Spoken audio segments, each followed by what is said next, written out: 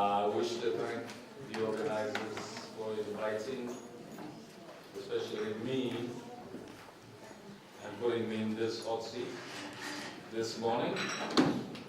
And I have to say what a great job Simeon and his team are doing. This is getting impressive, dramatically impressive year by year. And I think we are now victims of this success, that there's so many panels involved and very interesting, so we'll probably next year go through the night. But this is great to hear a lot of ideas, a lot of exchange of opinions. Thank you, Your Excellencies, for coming, and especially you, as I said, at this wee hour of the morning. We have to live up to that, your expectation. My name is Johan Kovacic. I run a little outfit called East Bridge, and I'm a member of the Trilateral Commission together with my good friend Ulysses here. And the session is devoted to the Western Balkans. I will just give a couple of bullet points and then pass the floor to our speakers. And have vibrant exchange of views, Q&As at the end. Further stabilization of Western Balkans is necessary for realizing the idea of whole of Europe. However, the region is still shaped by external powers. The changing nature of these external powers will be the force that drives the future of the region. It's a pick up what I said last year. So there's a lot of forces here at play. The region has always, now increasingly so, been soft influence battleground for the big powers. But over the last 30 years, we also find, as the globalizations and the goes further, advances for the good of mankind, but there's some old drawbacks as well. So does the influence of countries that are not neighbors, or the traditional geopolitics that was at play, was in effect ages ago, or the traditional one. Today, for instance, we have 6 Islamic states also jostling for position of power impact over the West Balkans prospects, policies, religion, and life in general. To compound the problem, they all work hard at undermining each other and are hostile to the big powers, which also makes life even more difficult in the West Balkans. The region's stability is vital not just for the EU, but also for NATO, given the fact that Moscow has never been before invested so much money and effort to win the hearts and minds of the people, for instance, in Serbia, Montenegro, Republika Srpska, and Fyrom, with mixed success so far. Also, permit me to cite one facet as a food for thought of the problem. Just as an example, Russia is increasingly drawing Turkey into its orbit. We think we know where that is going, but that is still a problem. And should it succeed, Greece becomes the first south line of Europe's defense, rendering the stability of the Balkans a prerequisite as a battlefront rear. It has to be stable, as any military commander will tell you. Hence, the Middle East situation massively impacts on West Bridge, and we'll hear more of the American position on that part. Massively impacts on West Balkans either through the migrant crisis, crime, xenophobia, increased terrorism, both proactive and reactive fundamentalism and extremism, just to name some of the facets that we are aware of in this very complicated patchwork of countries, politics, religions, alliances, etc. Which again, somebody else will speak.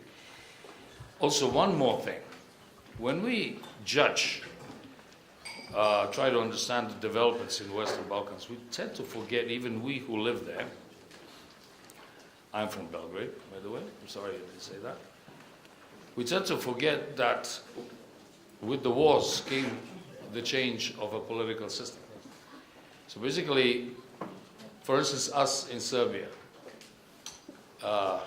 It's some divine paradox that it was Milosevic who introduced democracy to Serbia in 1991. And then we had the, the wars, you had the sanctions, NATO action, we had the assassination of a reformist prime minister. So basically Serbia is developing its democracy the hard way, very quickly under the pressures from abroad. But it's got a membership in the EU as its holy grail. And to me, the quest for the Holy Grail is equally important because that will force Serbia to quickly and painfully implement reforms it must for itself, not just the EU, for itself and the future of its children needs to do. So these are just some bullet points on what we might be discussing, will be discussing today. And now I will call on Heather Conley, please, the Senior VP for Europe, Eurasia and the Arctic, CSIS, to brief us about the Eastern Mediterranean and EU's policy towards the region, which has such a huge impact on us and the subject we're discussing today. Jovan, thank you so much. Simeon, thank you. It is a great pleasure to be with you this morning. This room is the diehards who wake up at 8:30 in the morning to talk about the Western Balkans. So thank you all so much. I was given the great privilege of providing you with some early findings of a report that the Center for Strategic and International Studies will be releasing in a few short weeks.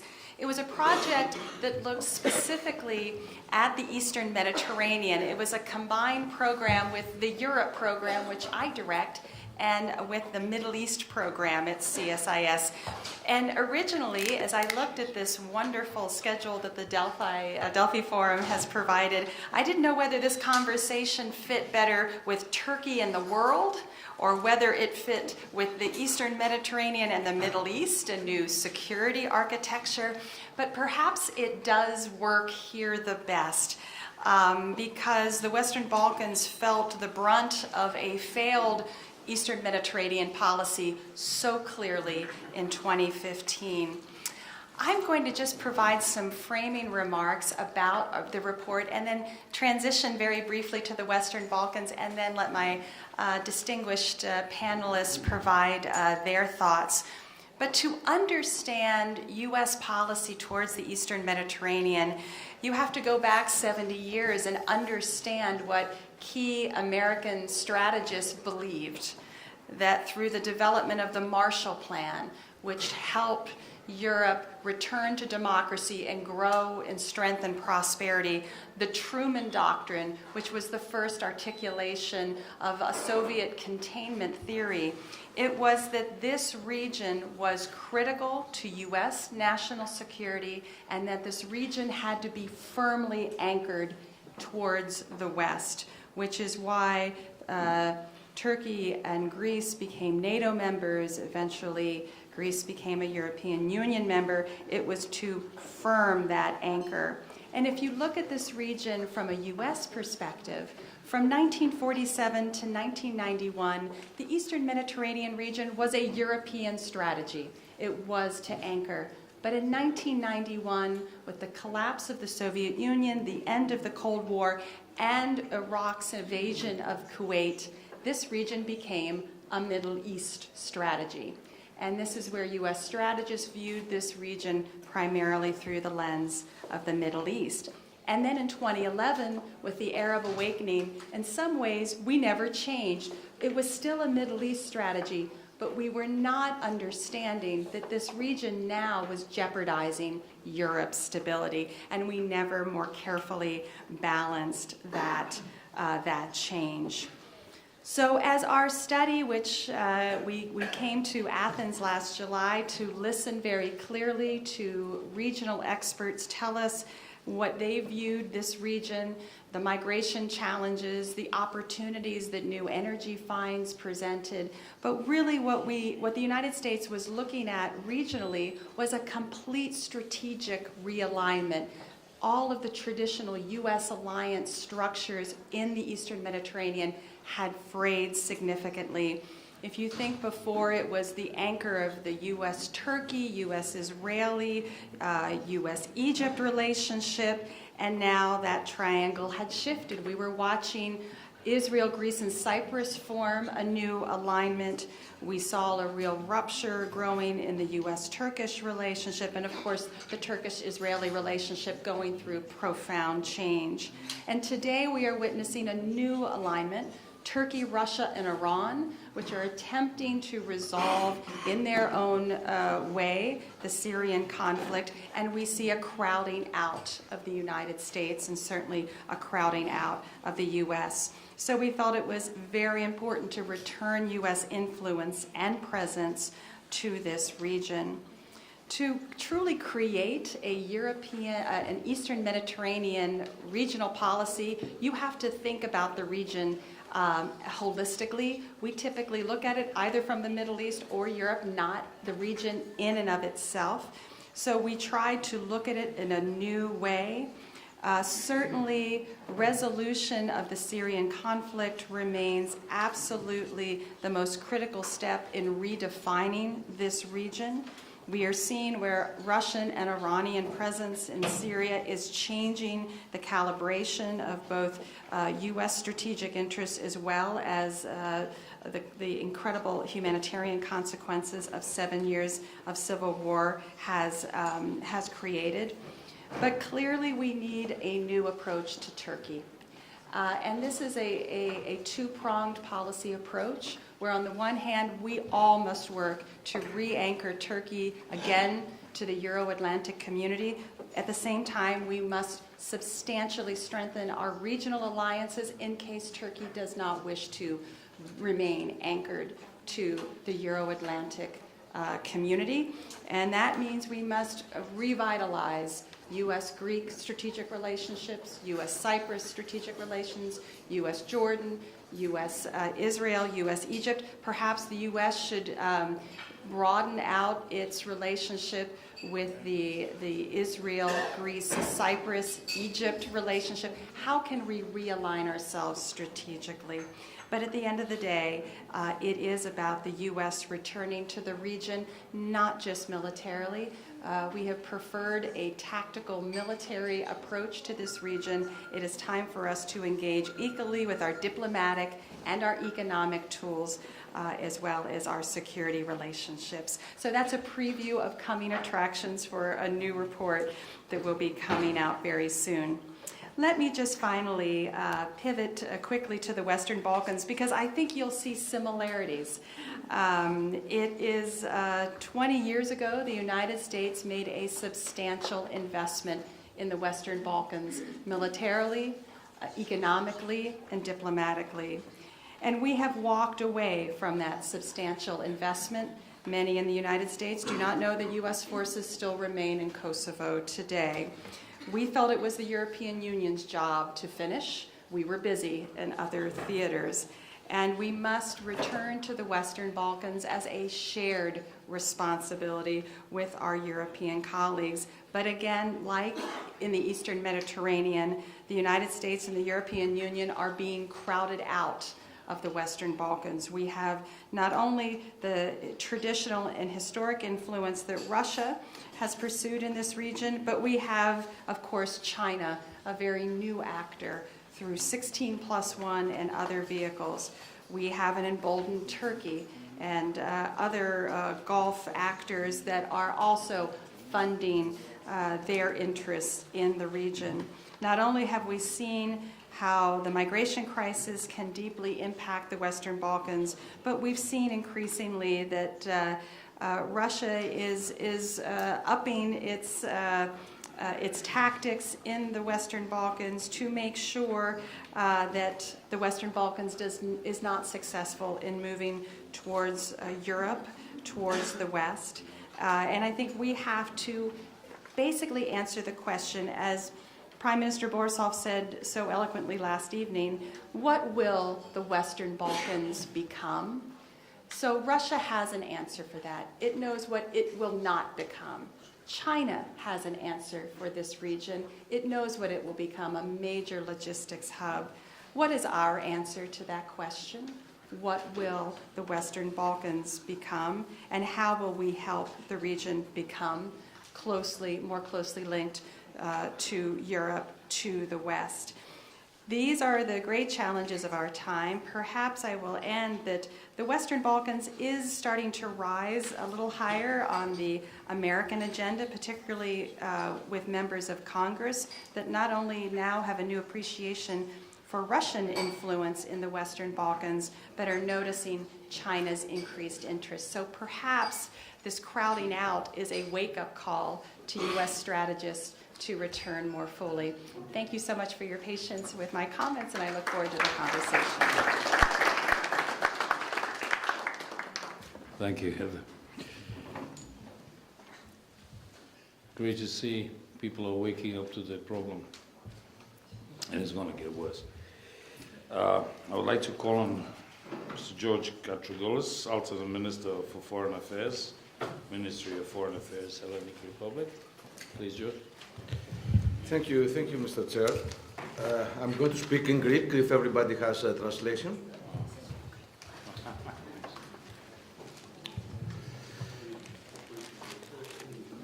Well, καταρχάς, χαίρομαι και εγώ που το φόρουμ των Δελφών κάθε χρόνο έχει μεγαλύτερη απέκτηση από την προηγούμενη φορά. Είχαμε συζητήσει, ήμουν παρόν στο ίδιο πάνελ με το ίδιο θέμα, μάλιστα σε μεγάλο βαθμό με ανάλογη σύνθεση σε ό,τι αφορά τουλάχιστον τον φίλο μου Γιώργο Κουμουτσάκο.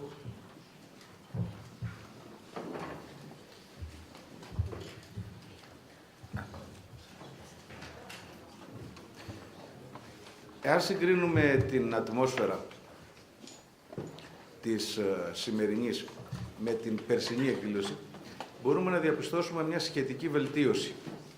Αυτή ανάγεται τόσο στην επανενεργοποίηση του, ας πούμε, ευρωπαϊκού βολονταρισμού, που κυρίως εκφράστηκε με την πρόθεση του Πρόεδρου Γιούνκερ να επανεκκινήσει τη διαδικασία και να δώσει μάλιστα και μία ενδεικτική ημερομηνία τουλάχιστον για τις δύο χώρες που έχουν πρωταγωνιστικό ρόλο στις σχετικές συζητήσεις για το 2025. Παρ' όλα αυτά,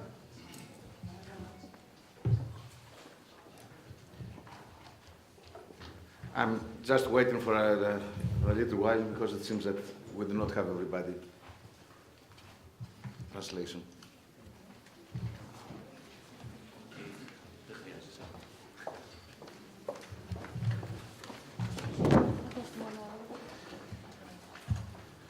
Λοιπόν, μολονότι όπως ήδη αναφέρθηκε από την πρώτη ομιλήτρια, στην περιοχή των Βαλκανίων έχουμε δραστηριοποίηση πολλών παικτών της Ρωσίας, δεδομένου ότι έχουμε κατά πλειονότητα σλαβικές χώρες, της Τουρκίας και των χωρών του κόλπου, γιατί έχουμε σημαντικούς μουσουλμανικούς πληθυσμούς, της Κίνας, στο πλαίσιο της προσπάθειάς της να καταστεί παγκόσμιος παίκτης. Είναι προφανές ότι όλες οι χώρες έχουν αποφασίσει ο κατεξοχήν και κύριος προσανατολισμός τους να είναι προς την Ευρωπαϊκή Ένωση. Η Ελλάδα το θεωρεί αυτό ιδιαίτερα θετικό. Ήταν από τους πρωταγωνιστές της προοπτικής γενικά των Βαλκανίων. Στη Θεσσαλονίκη το 2003, 15 χρόνια πριν, ξεκίνησε η σχετική διαδικασία και αυτό αποτελεί μία από τις σταθερές και πάγιες γραμμές της ελληνικής εξωτερικής πολιτικής, ανεξάρτητα από την αναλλαγή των κυβερνήσεων στην εξουσία. Δεν πρέπει να παραγνωρίσουμε το γεγονός ότι υπάρχουν αμφιβολίες και δεύτερες σκέψεις σε ορισμένες χώρες της Ευρωπαϊκής Ένωσης που αντανακλούν τα προβλήματα που διαπιστώθηκαν ανάμεσα στη λεγόμενη παλαιά και νέα Ευρώπη, ιδίως σε θέματα όπως αφορούν τη μετανάστευση, και που δείχνουν ότι υπάρχει πράγματι σε ορισμένα ζητήματα μια απόκλιση των νέων από τις παλαιές δημοκρατίες. Γι' αυτό το λόγο και το θέμα της διεύρυνσης των Βαλκανίων, όπως και όλα τα άλλα θέματα τα οποία συζητούνται αυτή την περίοδο, από το πολυετές δημοσιονομικό πλαίσιο, το νέο προπολογισμό ή τις θεσμικές αλλαγές της αρχιτεκτονικής της οικονομικής διακυβέρνησης, όλα συναρτώνται με το μέλλον της Ευρώπης και το τι Ευρώπη θέλουμε.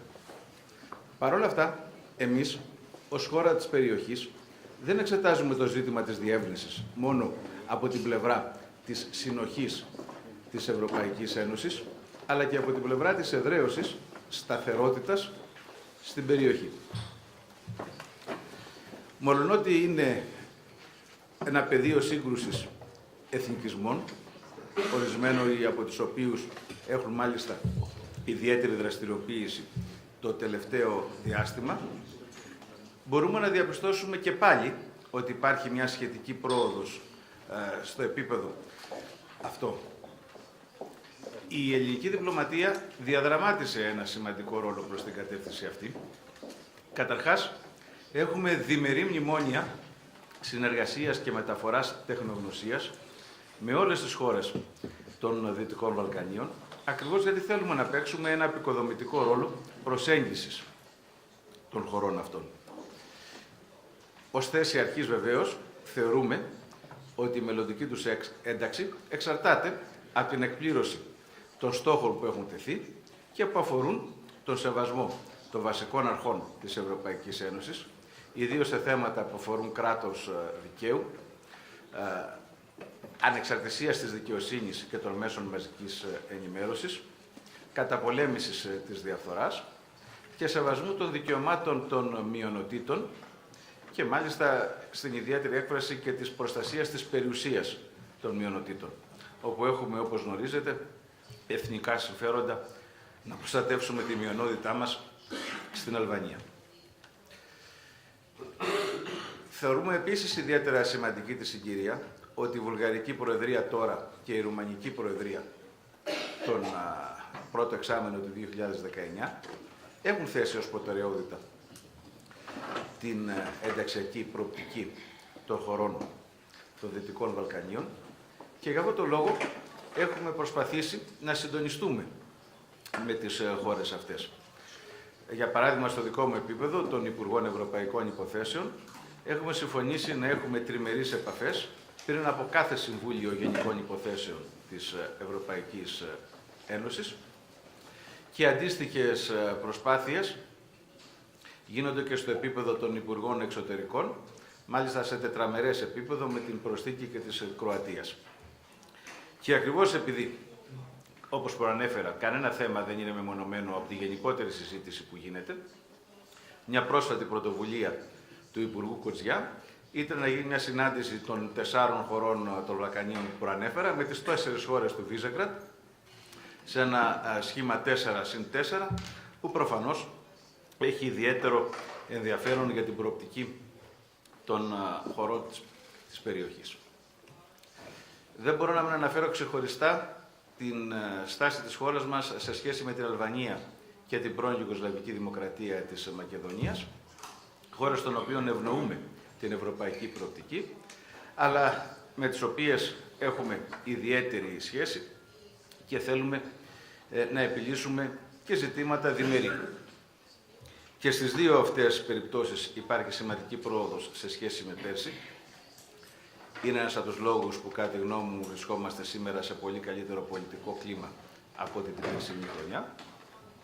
Με την Αλβανία είμαστε πολύ κοντά στην επίλυση σχεδόν όλων των διμερών θεμάτων και αυτών που αφορούν την αποκλειστική οικονομική ζώνη και αυτά που αφορούν τις μειονότητες.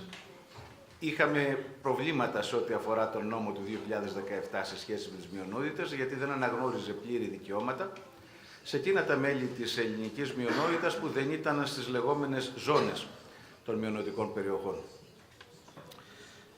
Φαίνεται ότι υπάρχει μια εξέλιξη, η οποία δεν θέλω να προκαταλάβω την υπογραφή της σχετικής συμφωνίας, φαίνεται ότι επιλύει τα περισσότερα από τα θέματα αυτά. Με την πρώην Ιουγκοσλαβική Δημοκρατία της Μακεδονίας, όπως γνωρίζετε, έχουν ξεκινήσει ειλικρινείς διαπραγματεύσεις, όπου φαίνεται η επιθυμία και των δύο πλευρών να επιλύσουν το ονοματολογικό. Από τη δική μας τη μεριά, προϋπόθεση για κάθε συμφωνία είναι αυτή να έχει χαρακτήρα ολιστικό, να αντιμετωπίζει δηλαδή όλα τα θέματα και όχι μόνο το όνομα, να απομακρύνει κάθε στοιχείο πιθανού αλυτρωτισμού και για το μέλλον. Και το δεύτερο χαρακτηριστικό που πρέπει να έχει είναι ακριβώς αυτό, να είναι μια οριστική συμφωνία, η οποία θα ενσωματώσει αλλά και θα ξεπεράσει την ενδιάμεση συμφωνία από το 1995. Γι' αυτό το λόγο επιδιώκουμε και αλλαγή του συντάγματος, ώστε η αλλαγή της ονομασίας να είναι έργα όμνες και στο εσωτερικό και στο εξωτερικό. Άλλωστε, όσοι από εσάς είστε νομικοί και έχετε διαβάσει το Σύνταγμα της χώρας, θα δείτε ότι έχει ένα άρθρο, το 119, το οποίο ρητά αναφέρεται στη διεθνή ονομασία της χώρας αυτής και λέει ότι για τις διεθνείς σχέσεις της η χώρα χρησιμοποιεί τη συνταγματική της ονομασία. Εάν δεν έχουμε επομένως αναθεώρηση του συντάγματος, αυτό και μόνο το άρθρο, αφήνω άλλα άρθρα, τα οποία κατά τη γνώμη μας πρέπει να αναθεωρηθούν, προφανώς θα δημιουργήσει μια λογική και ιδίως νομική αντίφαση ανάμεσα στην διεθνή συμφωνηθήσα ονομασία με την διεθνή συνθήκη, την οποία σκοπεύουμε να υπογράψουμε, και τη συνταγματική ρύθμιση.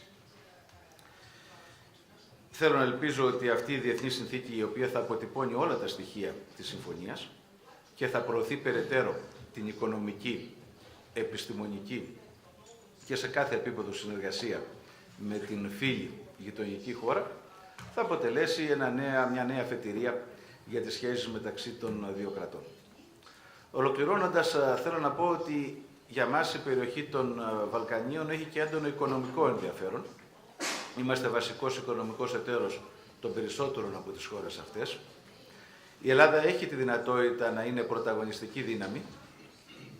Απλώς να σας αναφέρω ενδεικτικά ότι ακόμα και τώρα μετά την κρίση, παρότι έχουμε χάσει σχεδόν το 1 τρίτο το ακαθάριστο του εθνικού προϊόντος μας, εξακολουθεί το ακαθάριστο εθνικό προϊόν μας να είναι μεγαλύτερο και μάλιστα κατά πολύ, κατά το 1 τρίτο, του αθροίσματος, του συνόλου του ακαθάριστου εθνικού προϊόντος όλων των βόρειων γειτόνων μας.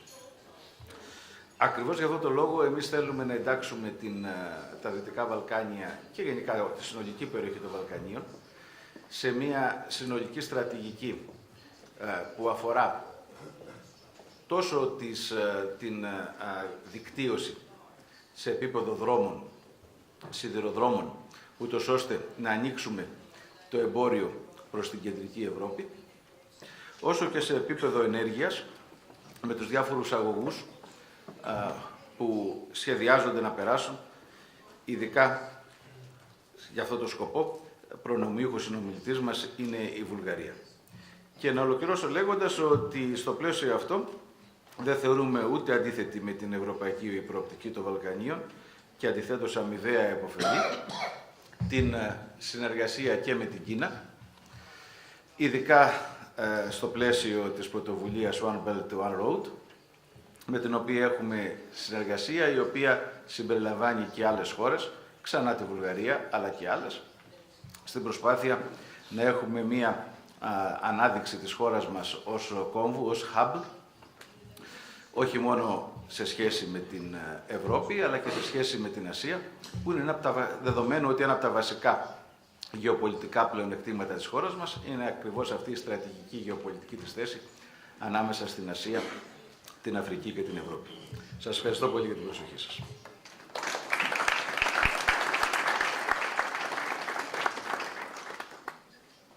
Thank you, Mr. Minister.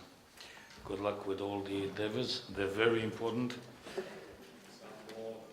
some more than others. I will get back to that in Q&A. I'll call on now George Komotsakos, Shadow Minister of Foreign Affairs, for his view.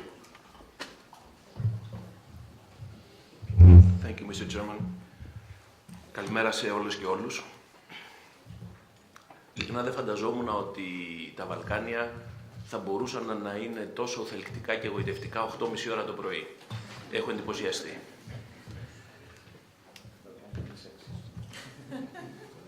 Το 1993, την περίοδο που ο πόλεμος σάρωνε την Ιουγκοσλαβία, εκδόθηκε ένα βιβλίο από έναν πολύ γνωστό και σημαντικό Αμερικάνο ιστορικό, συγγραφέα και περιηγητή, τον Ρόμπερτ Κάπλαν. Ο τίτλος του βιβλίου ήταν The Balkan Ghosts. Ήταν ένα βιβλίο που είχε διαβαστεί πάρα πολύ εκείνη την περίοδο. Και πραγματικά αυτά τα οποία περιέγραφε, τα ζούσαμε στη Ιουγκοσλαβία. Νομίζω ότι εκείνη η περίοδος μας έμαθε ένα πολύ στέρεο και σοβαρό μάθημα. Ότι αυτά τα φαντάσματα, τα βαλκανικά φαντάσματα, πρέπει να τα κρατήσουμε σε ύπνο και φυλακισμένα στο παρελθόν. Για να το καταφέρουμε αυτό, δεν υπάρχει παρά ένας μόνο δρόμος. Τον δείχνει άλλωστε και η γεωγραφία και η ιστορία και η πραγματικότητα. Το μέλλον των Βαλκανίων είναι μια ευρωπαϊκή υπόθεση. Το μέλλον των Βαλκανίων ή θα είναι ευρωπαϊκό ή θα είναι τραυματικό. Στρατηγική επιλογή της Ελλάδας, όχι μόνο τώρα, αλλά ήδη από τη δεκαετία του 90 ήταν μία, παραμένει σταθερή. Δεν μπορούμε να φανταστούμε τον ευρωπαϊκό χάρτη, το χάρτη της Ευρωπαϊκής Ενοποίησης, με μία μαύρη τρύπα, ένα κενό στα Δυτικά Βαλκάνια. Αυτό δεν αντέχεται ούτε πολιτικά, ούτε οικονομικά, ούτε από πλευράς ασφάλειας, αλλά πάντως δεν αντέχεται και απέναντι στην ιστορία. Αν δεν θέλουμε να ξυπνήσουν τα φαντάσματα των Βαλκανίων για τα οποία μιλούσε ο Ρόμπερτ Κάπλαν. Από το 1993 μέχρι σήμερα η ευρωπαϊκή πορεία και οι ευρωπαϊκές εξελίξεις έχουν μια πολύ αξιοσημείωτη πορεία στην οποία θα ήθελα πολύ γρήγορα να αναφερθώ. Το 1993, ακριβώς στη στιγμή που η Ιουγκοσλαβία υπέφερε από έναν πολύ αιματηρό και καταστροφικό πόλεμο, αποφασιζόντουσαν στην Κοπενχάγη τα κριτήρια για την ένταξη των ανατολικών χωρών και των χωρών της κεντρικής Ευρώπης. 10 χρόνια μετά, το 2003, έχουμε τη μαζικότερη στην ιστορία της Ευρωπαϊκής Ένωσης ένταξη κρατών. 10 κράτη.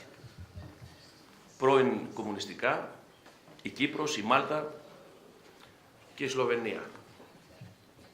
Και λίγους μήνες μετά την ένταξή τους αυτών των 10 κρατών στην Ευρωπαϊκή Ένωση, έχουμε την ιστορική για τις βαλκανικές εξελίξεις Σύνοδο Κορυφής της Θεσσαλονίκης, όπου η Ευρωπαϊκή Ένωση δεσμεύεται να δώσει μια σαφή προοπτική ένταξης στις χώρες των Δυτικών Βαλκανίων. Από τότε έχουν περάσει 15 χρόνια. Στην πορεία αυτή, η Ρουμανία, η Κροατία το 2012, αν δεν κάνω λάθος, αλλά και η Βουλγαρία το 2007 γίνονται μέλη της Ευρωπαϊκής Ένωσης. Σήμερα, την Προεδρία της Ευρωπαϊκής Ένωσης έχει ένα βαλκανικό κράτος. Η Βουλγαρία ασκεί για πρώτη φορά στην ιστορία της την Προεδρία της Ευρωπαϊκής Ένωσης. Τα 2 χρόνια που θα ακολουθήσουν είναι πολύ σημαντικά για την πορεία των Βαλκανίων μέσα στην Ευρώπη. Γιατί η συγκυρία φέρνει έτσι τα πράγματα που η μία προεδρία μετά την άλλη είναι προεδρίες που έχουν ένα ειδικό βαλκανικό ενδιαφέρον. Μετά τη Βουλγαρία, την προεδρία αναλαμβάνει η Αυστρία, μετά την Αυστρία η Ρουμανία και μετά τη Ρουμανία η Κροατία. Υπάρχουν λοιπόν μπροστά μας 2 πολύ σημαντικά χρόνια, τα οποία πρέπει να αξιοποιήσουμε. Πρέπει να αξιοποιήσουμε για να κλείσουμε για τα καλά τα φαντάσματα των Βαλκανίων στη φυλακή του παρελθόντος. Πρέπει όμως για να το καταφέρουμε αυτό να κάνουμε μία αποτύπωση και της κατάστασης αλλά και του πρόσφατου παρελθόντος. Είναι αλήθεια ότι αυτά τα 15 χρόνια που πέρασαν από το 2003 μέχρι σήμερα, η Ευρωπαϊκή Ένωση πέρασε δύσκολες μέρες. Μάλιστα, κανείς θα μπορούσε να δει ότι υπήρχε μια 5ετής κυκλική κρίση σχεδόν. Το 2003 γίνεται η Σύνοδος Κορυφής στη Θεσσαλονίκη. Το 2005 η Ευρωπαϊκή Ένωση αντιμετωπίζει μια θεσμική και πολιτική κρίση με την αποτυχία του σχεδίου του Ευρωπαϊκού Συντάγματος. Τότε, για μας που αγαπάμε την Ευρώπη, αυτό ήταν ένα μεγάλο σοκ. Ότι αυτό το πολύ προωθημένο σχέδιο δεν προχώρησε. 5 χρόνια μετά το πολιτικό και θεσμικό σοκ της αποτυχίας του Ευρωπαϊκού Συντάγματος, η Ευρωπαϊκή Ένωση αντιμετωπίζει την οικονομική κρίση. Η Ευρωζώνη. Το 2010 ξεκινάει η μεγάλη κρίση στην Ευρωζώνη.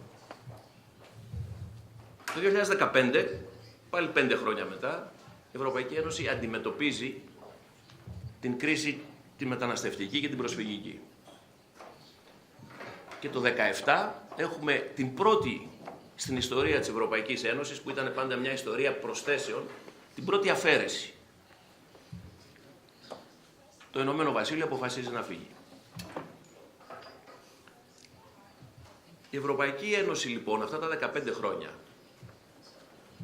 όφιλε και αναγκάστηκε εκ των πραγμάτων να αντιμετωπίσει δύο μεγάλες δυσκολίες. Αφενός να απορροφήσει την μεγάλη διεύρυνση του 2003, τα 10 κράτη-μέλη. Και την ίδια στιγμή που ήδη αυτό από μόνο του ήταν μια πολύ δύσκολη υπόθεση, δεν είχε ξαναγίνει, την ίδια στιγμή να διαχειρίζεται και τις 3 κρίσεις τις οποίες σας είπα. Δηλαδή, και να απορροφήσει την μεγάλη διεύρυνση, τη μαζική των 10 κρατών του 2003, και να αντιμετωπίσει την θεσμική, πολιτική, οικονομική, μεταναστευτική κρίση και την αποχώρηση της Μεγάλης Βρετανίας. Είναι λογικό λοιπόν ότι αυτά τα 15 χρόνια η δυναμική υποστήριξης για την πολιτική διεύρυνση προς τα Δυτικά Βαλκάνια είχε υποστεί μία μείωση. Η Ευρώπη έπρεπε πρώτα να βάλει σε τάξη τα του οίκου της και μετά να αρχίσει να σκέπτεται πώς θα προσκαλέσει και άλλους μουσαφίριδες και άλλους επισκέπτες. Αυτά τα 15 χρόνια όμως είναι λογικό ότι τραυμάτισαν την απήχησή της στους βαλκανικούς λαούς, οι οποίοι πραγματικά περίμεναν μια γρήγορη πορεία προς την Ευρώπη. Παρ' όλα αυτά, το κίνητρο μιας μελλοντικής ευρωπαϊκής ένταξης βελτίωσε πολύ την κατάσταση στα Βαλκάνια. Παρά το γεγονός ότι δεν ήταν στα μάτια τους μπροστά, δεν ήταν επικείμενη μια ένταξη στην Ευρωπαϊκή Ένωση, μόνο και μόνο η προοπτική βελτίωσε πάρα πολύ την κατάσταση στα Βαλκάνια. Και εκεί βρίσκεται η πραγματική ήπια αλλά και αποτελεσματική ισχύς της Ευρώπης. Η προοπτική της ένταξης αλλάζει περιοχές. Τις κάνει πιο δημοκρατικές, πιο προοδευτικές, πιο ήρεμες. Φτάνει αυτό για τα Βαλκάνια? Είμαστε ικανοποιημένοι με τη σημερινή κατάσταση? Προφανώς όχι. Γιατί υπάρχουν σοβαρές ενδείξεις και αβεβαιότητας και αστάθειας. Όπως και ενδείξεις επαναφοράς στο πολιτικό προσκήνιο σε διάφορα κράτη μιας εθνικιστικής λογικής ή ακόμα και διάφορων παροχημένων μεγαλόπνοων ιδεών, όπως τα μεγάλα κράτη της περιοχής, δεν χρειάζεται να γίνω πιο συγκεκριμένος.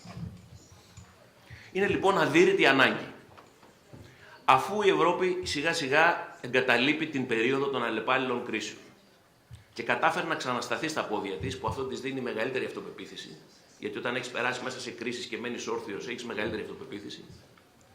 Είναι τώρα η στιγμή τα μηνύματα προς τα Βαλκάνια να είναι καθαρά, ουσιαστικά και αξιόπιστα.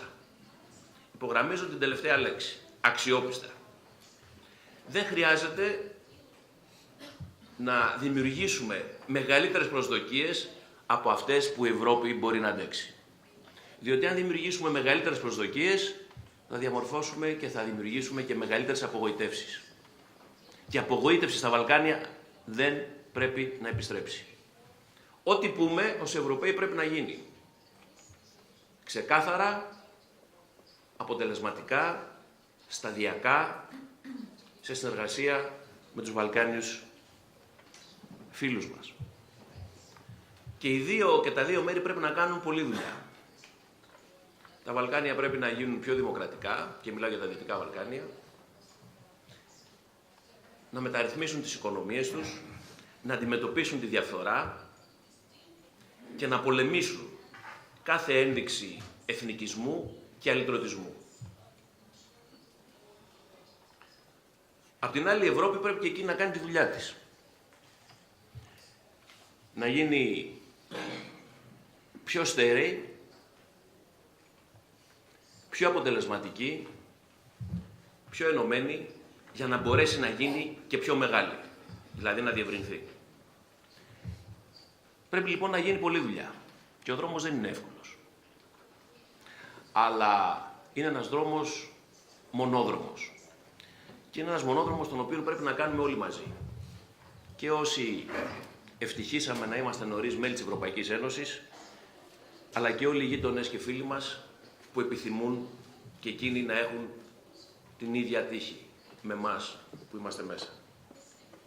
Στρατηγική επιδίωξη της Ελλάδας λοιπόν είναι τα κράτη των Δυτικών Βαλκανίων να γίνουν μέλος της Ευρωπαϊκής αλλά και της Ατλαντικής οικογένειας. Βεβαίως και ταυτόχρονα αυτές οι εντάξεις, αυτές οι διευρύνσεις πρέπει να γίνουν με τρόπο που να μην δημιουργήσουν νέα προβλήματα, είτε στο ΝΑΤΟ είτε στην Ευρώπη. Γι' αυτό, πολύ σωστά νομίζω ότι έχει υπογραμμίσει ο πρόεδρος της Επιτροπής, ο κύριος Γιούνκερ, αλλά και ο Γάλλος πρόεδρος, ότι μεταξύ των άλλων κλασικών, θα έλεγα, παραδοσιακών κριτηρίων της δημοκρατίας, των μεταρρυθμίσεων, του κράτους δικαίου, της καταπολέμησης διαφθοράς, προσετέθη με σαφή και ξεκάθαρο τρόπο η ανάγκη προηγούμενης επίλυσης διμερών διαφορών, ώστε να μην μεταφερθεί μέσα στην Ευρωπαϊκή Ένωση, να μην μεταφερθούν διμερείς εκκρεμότητες. Γιατί απλώς η Ευρώπη μετά τις αλλεπάλληλες κρίσεις που αντιμετώπισε και στάθηκε όρθια, είναι καλό να αποφύγει νέες κρίσεις. Με αυτές τις γενικές σκέψεις αντιμετωπίζουμε και στη Νέα Δημοκρατία την ευρωπαϊκή προοπτική των Βαλκανίων. Την πιστεύουμε, την υποστηρίζουμε και πιστεύουμε επίσης ότι πρέπει να γίνει με έναν τρόπο που δεν θα ξανανοίξει προβλήματα, αλλά τα προβλήματα θα έχουν διευθετηθεί πριν την ένταξη. Πριν την ένταξη που είναι ο μόνος δρόμος, που είναι η μόνη επιλογή. Γιατί όπως είπα και στην αρχή, το μέλλον των Βαλκανίων ή θα είναι ευρωπαϊκό ή θα είναι τραυματικό. Και αυτό κανείς δεν το θέλει. Ευχαριστώ πολύ.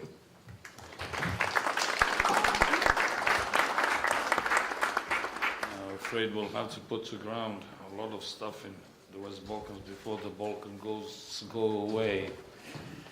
But that's the point of having this holy grail in front of us to force us to implement the necessary reforms, which are, as I said, a lot harder than in many other democratic societies. Let me just interject here something as an attempt at levity at this wee hour of the morning. Recently, Lavrov was in Belgrade to commemorate 180 years of diplomatic relations with Russia. And I was on a program, and one lover of everything that comes from Moscow says, 180 years. I said, do you realize why the envoy from the Russian Tsar came 180 years ago and signed this document? No. I said, because 2 weeks before that, the British envoy signed the same document. So I don't know if that would have happened if the British predecessor didn't come. Her Excellency Kate Smith, British Ambassador to the Hellenic Republic.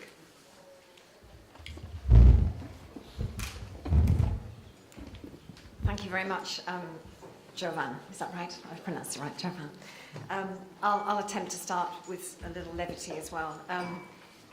It's becoming usual, and I think almost traditional, that when you see a British ambassador on an agenda for a conference all around Europe, the audience braces itself to hear something about Brexit. You're not going to escape entirely. But I'm very pleased to have the opportunity to talk about a different subject, and not entirely unrelated, which I'll return to. I'm very pleased because although we are embarking on a major period of change in our relationship with Europe, the UK's long-standing commitment to the Western Balkans remains absolutely enduring and will continue to be so. And there's a simple number that underlines this. 72 British personnel, service personnel, lost their lives in bringing peace to that region since 1992. And since then, the Western Balkans have remained central to UK interests and, of course, to European security. And our goal, like our partners in Greece, across Europe and more widely, is to ensure that the Western Balkans becomes a stable, secure, rules-based and prosperous region. And just 3 days ago, our Prime Minister, Theresa May, hosted in Downing Street the 6 leaders of the Western Balkan countries as part of preparation for the Berlin Process Summit in London later this year. And I'll just quote you something what she said then. Our relationship endures because all of us in this room, the 6 and the UK government, share the same vision for the future of the Western Balkans. We want a peaceful, prosperous and democratic region, one anchored to European values and systems and contributing to European security. And she stressed the tremendous potential of the countries of the region and how that promising future can be shaped by putting in place the reforms in governance and rule of law and institutions which are needed to support prosperity. And the region's made extraordinary progress in that area towards a brighter and more peaceful future since the dark days of the early 90s. It's now a land of real economic potential. Rates of economic growth exceed those of the EU. And that potential can be unlocked through further structural reforms to create an environment where investment and enterprise can flourish through development of the private sector, through closer cooperation between the states of the region, through increased connectivity in transport and energy and the digital sectors, as the Minister referred to. But, as has been referred to already this morning, the challenges to reaching that potential are significant. Despite major advances, including Albania and Montenegro's NATO accession, the launch of EU accession negotiations with Serbia and Montenegro, and the former Yugoslav Republic of Macedonia's emergence from crisis in the last year, risks and threats are increasing. Right across the region, there are powerful individuals, political parties, executive branches, and state-run companies who dominate institutions. In many cases, the media are controlled by or beholden to those in power. Corruption is a major problem. Freedom of expression in some countries is challenged alongside political interference in the media. Political links to organised crime and vice versa are also present. Judicial systems are inefficient, often subject to political interference and corruption, and that weak rule of law diminishes the prospects for meaningful reform and long-term stability. And all those phenomena allow space for organised crime, including drug and human trafficking, illegal migration, radicalisation and potential terrorism to breed. And that presents real security threats to all of us in Europe and more widely. And just one fact which illustrates this, 900 to 1,000 foreign fighters travelled to Syria and Iraq from the region in recent years, from a combined population of just 20 million. That's a very striking number. And on top of that, the Western Balkans remain, sadly, a source and transit point for illegal migration and arms smuggling.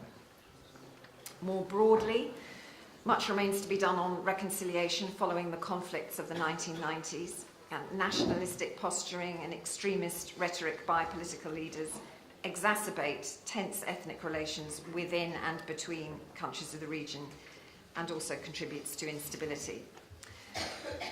And of course, to come to the subject of our conversation this morning, as appears in your programme, there are the external factors that are influencing developments in the region. Russia, China, Turkey and the Gulf states all have significant interests in the Western Balkans. And wherever states and the rule of law are weak, where identity politics still plays a role, where allegiances and alliances remain contested, the field is open to outside influences and interests that can, deliberately or not, divide and destabilise.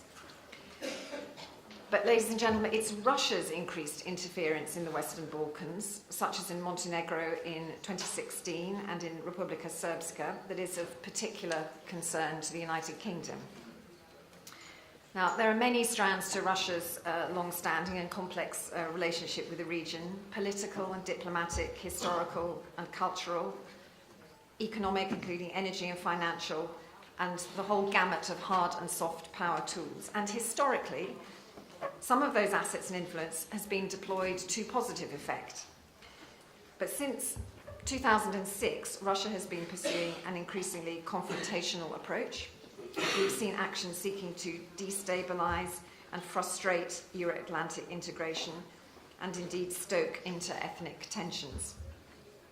And Russian interference in and dominance of some of the local media networks means that perceptions in the region about Russia's support and cooperation are distorted and exaggerated. So all of us who have an interest in the stability and prosperity and the Euro-Atlantic direction of the region must redouble our efforts to counter such influences. That Euro-Atlantic prospect is the bedrock of British, European and US engagement in the region since the late 1990s and provides a unique opportunity to the region to effect change. And it's the change that the vast majority of the people of the region want. And I might add that Greece has much to contribute and much to gain to that change as well, both economically and strategically. Integration of the countries in the region into European and Western institutions will be an enormously positive development for Greece. It will mean that on its northern borders, this country has more predictable, secure neighbours with growing economies. Great scope, as was the region in the 1990s, for a Greece now emerging from crisis with a strengthening entrepreneurial spirit and looking for opportunities. Ladies and gentlemen, that Euro-Atlantic trajectory and prospect has already underpinned stability and built resilience, but it is not, however, entrenched irreversible progress and reform. And sadly, that is increasingly seen as a distant or abstract prospect by some in the region. The good news is that in Europe and more widely, we're alive to these risks and action is being taken. So first of all, as long as the underlying legacy political questions have not been resolved, the NATO and EU presence in KFOR and EUFOR will continue to be necessary security providers in Kosovo and Bosnia-Herzegovina. And this year, the Western Balkans is also a major focus of diplomatic activity, as we've heard already. The EU has recently published its Western Balkans strategy, setting out a credible enlargement perspective and plan for enhanced engagement with the region. It's an important roadmap. It reconfirms the prospects of accession, subject to progress in the key areas of law, justice and human rights. And the Western Balkans Summit in Sofia in May will be a critical milestone in the implementation of that strategy. And the Berlin process, which the UK chairs this year, works in support of that. We'll host the summit this year in London in July with a very concrete agenda focusing on strengthening regional security cooperation, increasing economic stability and fostering political cooperation. And if I may, a word too about the United Kingdom's bilateral support to the region too, as well as a number of political initiatives over the years to normalise relations between and within states. The UK has deployed troops to EUFOR, ULEX and KFOR, and our investment in the region continues to increase. We will spend £41 million in 2018 to 19 to improve the rule of law, support the implementation of democratic reforms and develop the region's business environment. And we plan to increase our level of engagement even further. So, ladies and gentlemen, in conclusion, let me return to Brexit.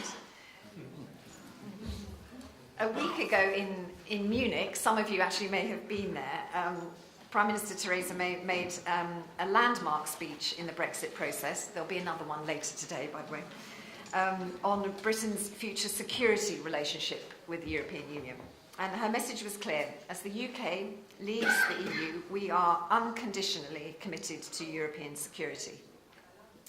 We want to develop a partnership with the EU to retain the cooperation we have to meet the ever-evolving threats we face through operational collaboration to tackle organised crime or terrorism. But we also want to agree on means to coordinate the foreign policy approaches and defence capabilities we need to promote our shared values and strategic interests. And ladies and gentlemen, nowhere is this truer than in the Western Balkans. Nowhere do all those threats and challenges come together perhaps in such a complex way, and certainly nowhere as close to home as in that region. And nowhere is there a clearer interest, in my view, in our reaching an agreement on a dynamic, flexible, but close and cooperative relationship with our European partners. Thank you.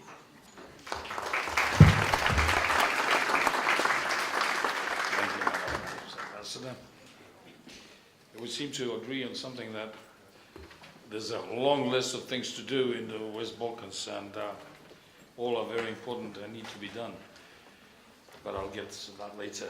President Ivo Josipovic, Croatia, please tell us something on new states on Balkans and their future, European prosperity or a new war chessboard.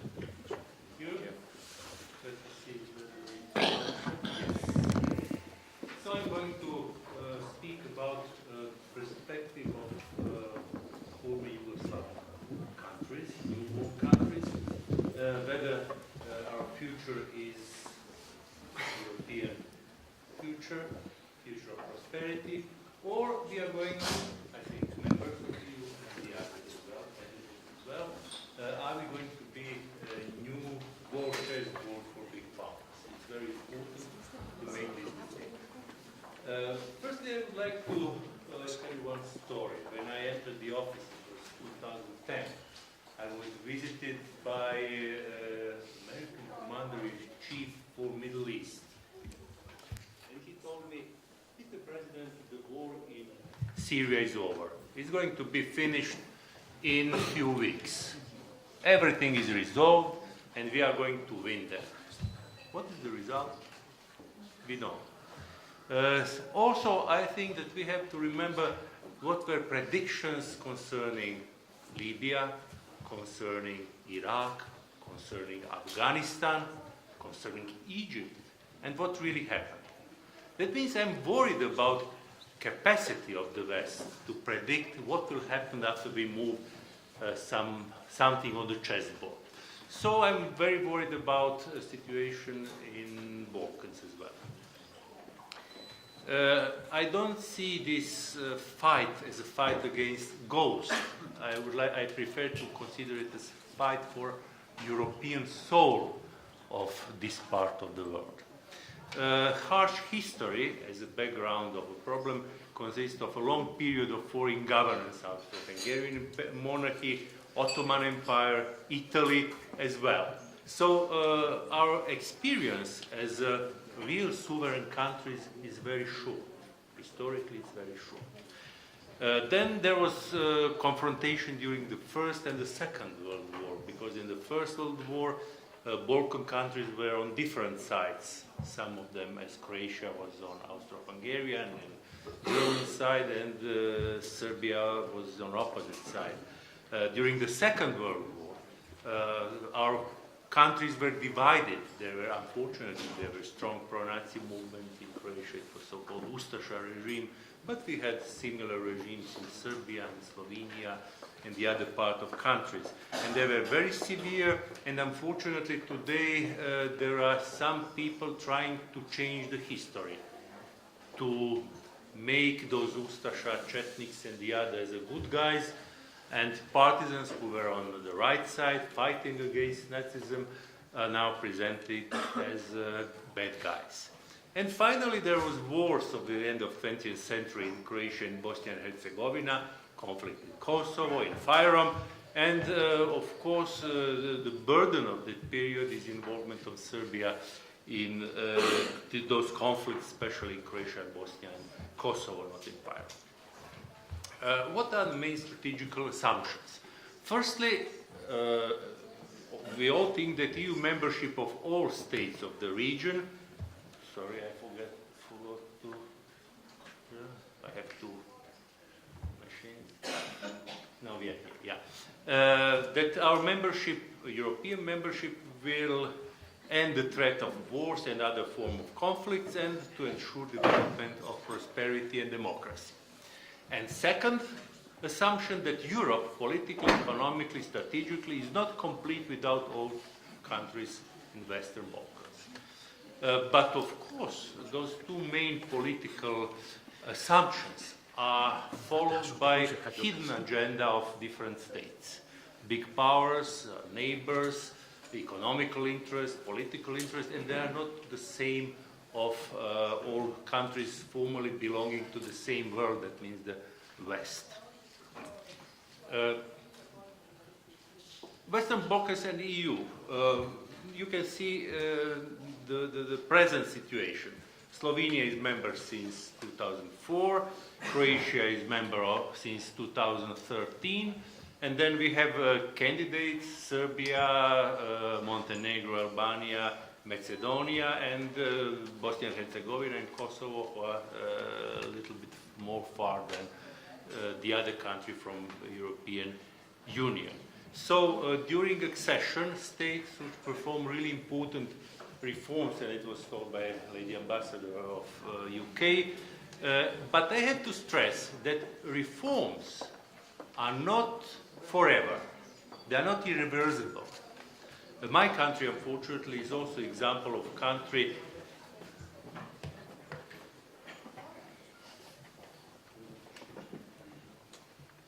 unfortunately, example that some changements are reversible. Now in Croatia we have also growth of nationalism, we have especially problem of corruption that's bigger than before. Because Croatia was running better and better till 2013. We became better society, really we became better society. But after late 13 or 14, things were going a little bit back. So preparing other countries, namely Serbia, Bosnia and Herzegovina, Montenegro, Albania, Macedonia and Kosovo for European future, I think Europe should ensure that things are not going to be turned back. That's very important. So that is also NATO situation. You see that this region, especially Bosnia, Serbia, Macedonia, Kosovo, and now Montenegro is in special status, are surrounded by NATO countries. So it's really normal to expect that all those countries will be also members of NATO tomorrow. In spite different feelings among many people, especially in Serbia, after events during the war. But generally speaking, strategically, it's expectable that all countries of the region become EU members. But there is also Russian influence. There were mentioned also Turkish, Chinese, but the Russian interest is very important strategically, and it's very visible, especially in Serbia, Macedonia, and part of Bosnia and Herzegovina. I always stressed part of Bosnia and Herzegovina named Republika Srpska, because unfortunately, any problem? Because I think it's always important to stress that Bosnia and Herzegovina is indivisible. Bosnia and Herzegovina should be treated as a whole, as a state. So what are obstacles to membership and common European future of the region? Firstly, there are internal. It's a matter of underdevelopment and weak economics of many countries, low standards of democracy, corruption, it's very important, and rule of law problems, minorities and human rights, it's a very important issue in that region. And of course, there are still consequences of the war and conflicts from the past. If you follow relations between Croatia and Serbia, especially Bosnia and Herzegovina and Croatia, Bosnia and Herzegovina and Serbia, it's very visible that our relations are burdened by past wars. And finally, there is really extreme nationalism growing in all countries. It's very important to note this because any strategy of the West towards Balkan countries should have it in mind. There are also some external obstacles, different political issues with neighbors, there are many of them, border disputes, common fight against terrorism or fear of terrorism in the region, migrations connected to them, also problems stemming from dissolution of former Yugoslavia. There are really many of them. I will give you example of Croatia and Serbia. Firstly, we have border issues. We have issues of refugee. We have disappeared persons. We had economical problems, property. The really big amount of problems that are still unresolved. And there is a role of big powers. You saw the map of Russian influence, of course, influence of the West. And somehow we have to have this influence in mind.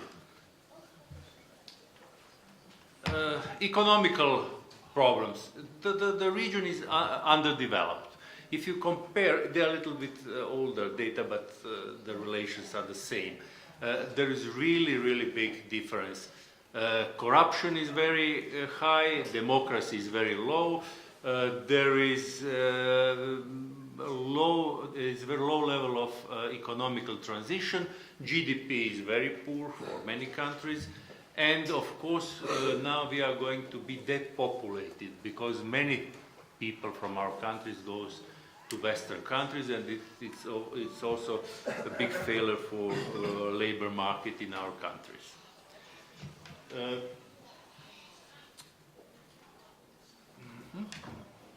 So there are prognoses that the Balkan states shall achieve global economy standard of European Union in 60 years.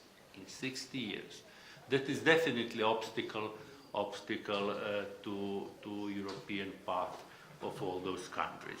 You can see that states like Albania or Bosnia and Herzegovina has about 20 or 30% of GDP, of percentage GDP in Europe. And it's very distinct. Also, state of finances of those countries is very poor. Debts are, not in all countries, but in many countries, in my country unfortunately as well, is very high. Development of especially production is very low. And of course, economical reforms are not easy because of undeveloped infrastructure. Especially we had so-called transformation and privatization of so-called social property, and it was more criminal than really legal process. So then we have also a very interesting ethnic situation. You see, especially Bosnia and Herzegovina. Look at it. So strange mixture of different nationalities that lived together for centuries, but finally, or unfortunately, in 20th century, we had war. So this map of national structure of those countries is very inappropriate for quick development. I would like to stress the situation in Croatia, which member of EU. It looks quite homogeneous, but we have 22 minorities in Croatia, 22 minorities. And to regulate status of national minorities is very important. Recently there was a meeting between Croatian and Serbian president, and regulation of minority rights was one of the most important issues in both countries. Especially in Croatia, we have very good laws. We have special constitutional law on the rights of ethnic minorities, but unfortunately in practice it's not always applied properly.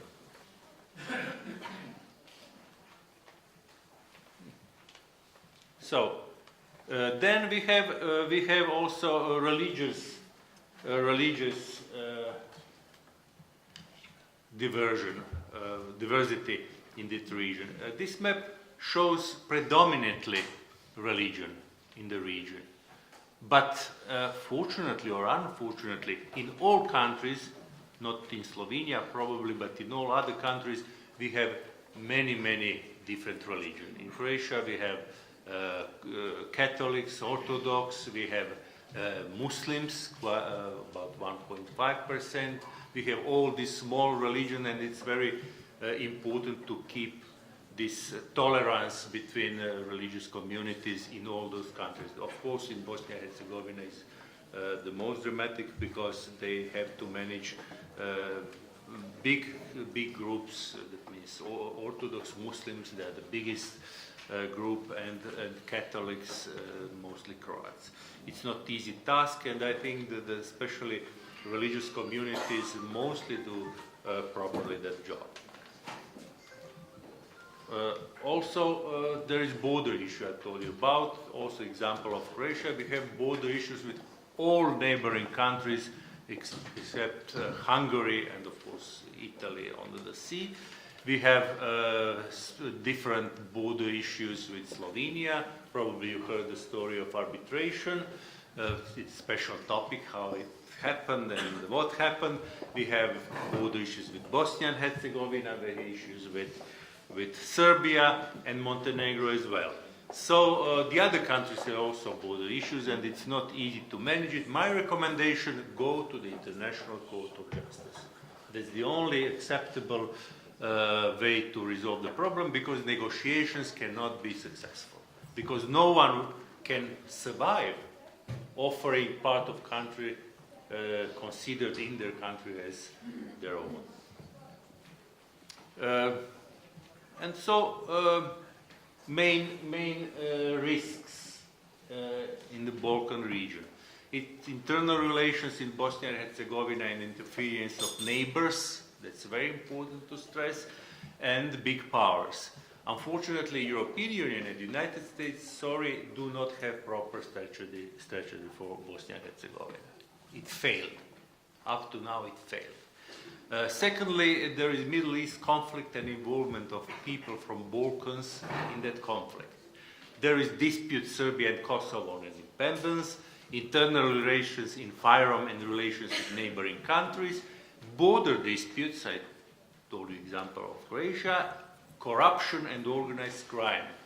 Unfortunately, that's our example. After entering of EU, now corruption is flourishing again. And of course, finally, I stressed it several times, nationalism is problem number one. Very strong nationalism is problem number one. So there are three scenarios for the region. First one is so-called Churchill-Stalin scenario, because there is legend that at the end of the Second World War, they met Churchill and Stalin, and they decided how they are going to share influence in southeastern Europe. And for former Yugoslavia, it was decided that it will be 50-50. That philosophy, unfortunately, means continuation of internal and external disputes, negative economical development, and involvement of big powers in an inappropriate way. Chessboard will be delivered from Middle East to Balkans, and violence is not excluded, unfortunately. Second scenario is status quo scenario. That means permanent instability and crisis, in spite possible EU membership of several countries. And finally, the third scenario, I like it, of course, all countries will fulfill obligations and gain EU membership. That means passing all reforms and being really a winner in the fight for European soul of Southeastern Europe. So that's it. Thank you. Thank you, Mr. President. I have to admit, we're going to break all barriers, but the hall is free afterwards, so we can hang around. But there was a lot of good things to hear, so just couldn't keep the necessary 6 minutes. One point I need to add from my personal perspective. Yes, we have, as of recently, again, some troubles both in Serbia and Croatia in terms of nationalism. But one thing, the good thing is that, and I'll be a pessimist, about 85% of both populations don't give a hoot, to use that expression. They want to just get on with their life and live and plan for their futures and for their children. And that's across the board, not just in Serbia and Croatia. But it's always the very loud minority, well-organized, very loud, that leads the disorganized and silent majority to catastrophe. And that's one of the things that we must never let happen, especially when we're dealing with several spins and angles to the history. But I have to cut myself short now. George, please. Thank you so much. Thank you so much for inviting me. Actually, it's great to be back in Greece. I think it's a very topical issue, Western Balkans. It's important that the voice, Romania is the country that is going to take over the chairmanship, the presidency of the Council of the European Union in the first half of 2019. Has its voice heard. I think in a way, everything started with is going to start with the Bulgarian presidency. So let me try to say a couple of basic facts. The Western Balkans have been facing ever-increasing challenges, mainly due to political and economic reasons. In the same times, we have to recognize that this is as well because of social and cultural factors that sometimes bred intolerance. Moreover, some of the societies of the Western Balkans find themselves in the process of developing resilient institutions. I think this is one of the most important things these days. I think all of us need more resilient institutions in the Western Balkans. And it's not only about the neighboring countries, not only about Europe, I think it's about the whole of the transatlantic community. But we have to recognize in the same time that the greatest bottleneck is caused by the fact that Western Balkan states still face a major convergence challenge vis-à-vis the EU in terms of living standards. And I think the speaker before me very clearly explained the GDP per capita in the Western Balkans was in 2016, according to the EBRD, roughly half that of the 11 Central and Eastern European countries, 1/3 that of Southern EU member states, and just 1/4 of the richest EU members in Western Europe. On the other hand, the Western Balkan states have a great economic potential. I think their competitiveness is improving steadily, and they possess well-educated labor force. We have to see the example of countries like Romania, like Bulgaria, like Croatia, and especially for Romania, membership in the EU brought a lot of brought convergence. Romania was the country that has the highest growth rate last year, which was 7%. I think, just to give you an indicator where we stand, China is 6.8 and India is 7.2. So I think in terms of the EU growth rate, we achieved as much as we could, and this is as well playing on the overall convergence with the rest of the Europe. In the same time, the most positive message for the whole region after a long period of silence was sent on the 6th of February 2018 through the publication by the European Commission of a new communication on the Western Balkans, which followed the State of the Union address of President Juncker that actually for the first time put a time frame and put back to the Union the idea of enlargement in the Western Balkans. In the communication of the Commission has an encouraging tone, and I propose a comprehensive and structured approach. It has several positive elements as the focus on the merit-based principle and the need to fulfill established criteria, clear-cut assessments, and indications provided for the reform process, starting with the fundamentals. We believe that the Member States will be able to find a common denominator that stimulates the reform momentum for the partners in the region, and Romania is determined to bring a constructive contribution to the discussion. It's very important that for the first time as well we have to make a note that the EU has a more high visibility in the region. President Juncker just finished his trip in the region. I think it's his first time. There are more visitors coming from the Commission and from the Member States to the Western Balkans. It's very important to win the battle on public communication. We have to keep a positive tone without sending misleading messages. Being fair in the relation with all our partners in the region means credibility and the good management of public expectations. Regarding the enlargement process, we can all agree that it is the best means for us to contribute as EU members and direct neighbors of the region to the Western Balkans' stability, security and prosperity. The accession process has been one of the main drivers of renewal, democratization and strengthening of the rule of law in Central and Eastern Europe. Our belief is that it should continue on the same pattern. As we can speak here, also based on our very own experience, having seen at first hand the transformative power of the process, which has provided most of us with the profound internalization of EU values across our societies. We should act together. I think this is very important in order to ensure the irreversibility of reforms in the Western Balkans, and as well we have to make these countries have the capacity to deal with the possible risk of destabilization. Most important concerns that need to be addressed remain resurgence of nationalism, amplitude of organized crime, as well as the hostile involvement of third actors in the region. The third parties should not be allowed to derail the commitment of the Western Balkan states towards the EU and NATO enlargement, and to perpetuate a grey zone of stagnation inside Europe. They should not claim that EU and NATO are to blame for the instability in the Western Balkans. The good news is that the Western Balkan states have a historical opportunity.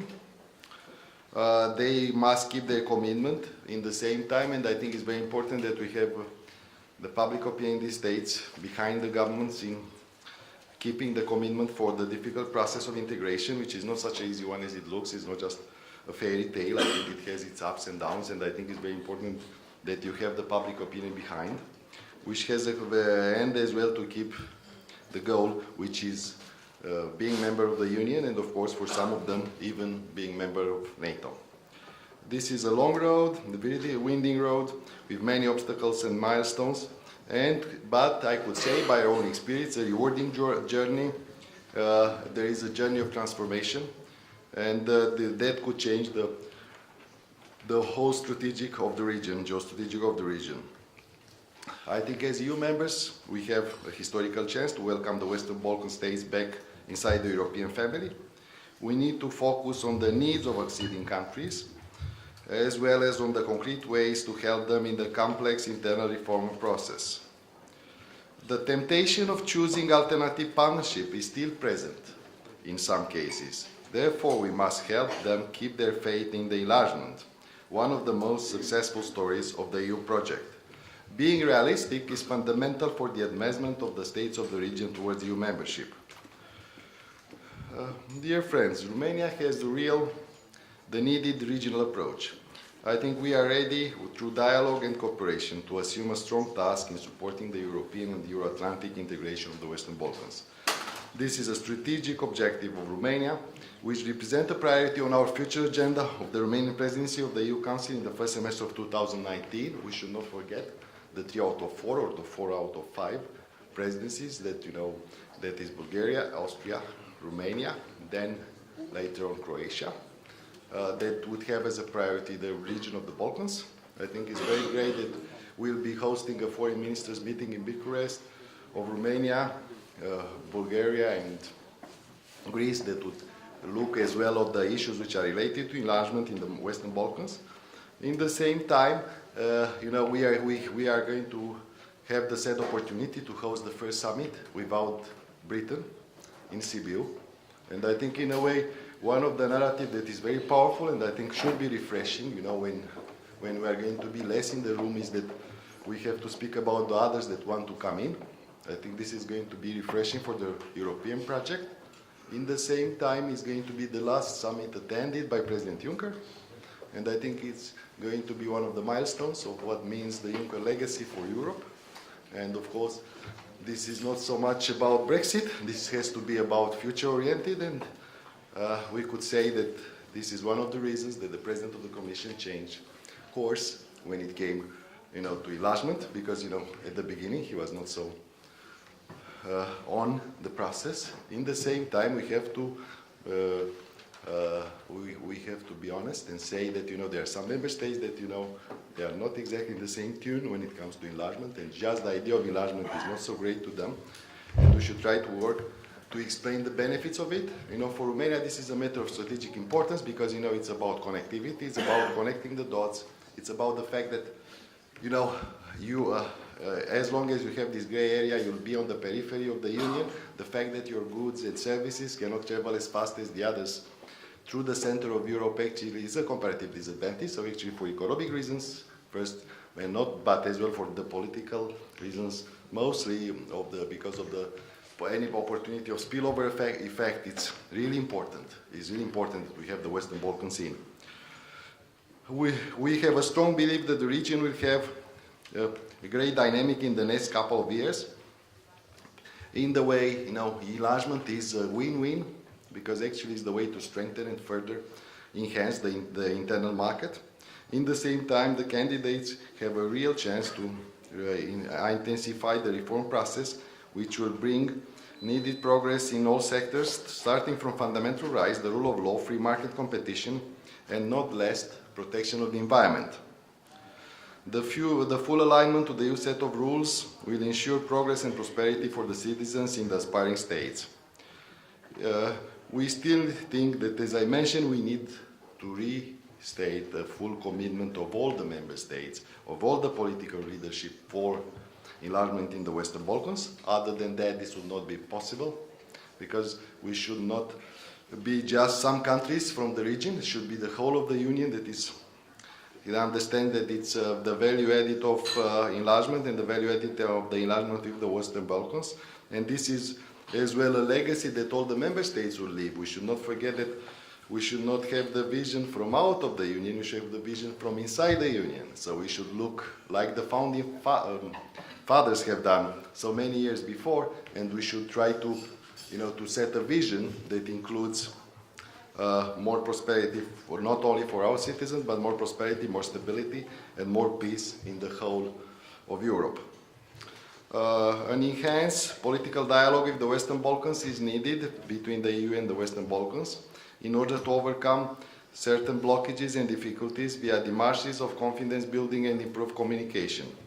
The Western Balkan states and their citizens should become more aware that the EU is the biggest contributor of assistance for their societies, both in terms of financing and expertise. We need to better stress that their EU aspirations should be matched with a real adherence to the EU laws and values, to the EU solidarity and way of conducting both administration and politics. We should, in the same time, be very clear that we are not giving up full compliance of accession criteria, especially the political ones, which have a special value in guaranteeing the long-term commitment to our common EU values of the acceding states. We should realize the essential role of democracy for the modernization and peaceful development of our societies.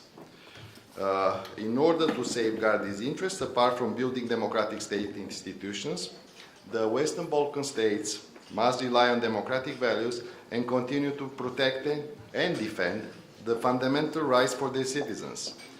I also like to recall the paramount importance of the full respect of international law, with a special emphasis on state sovereignty.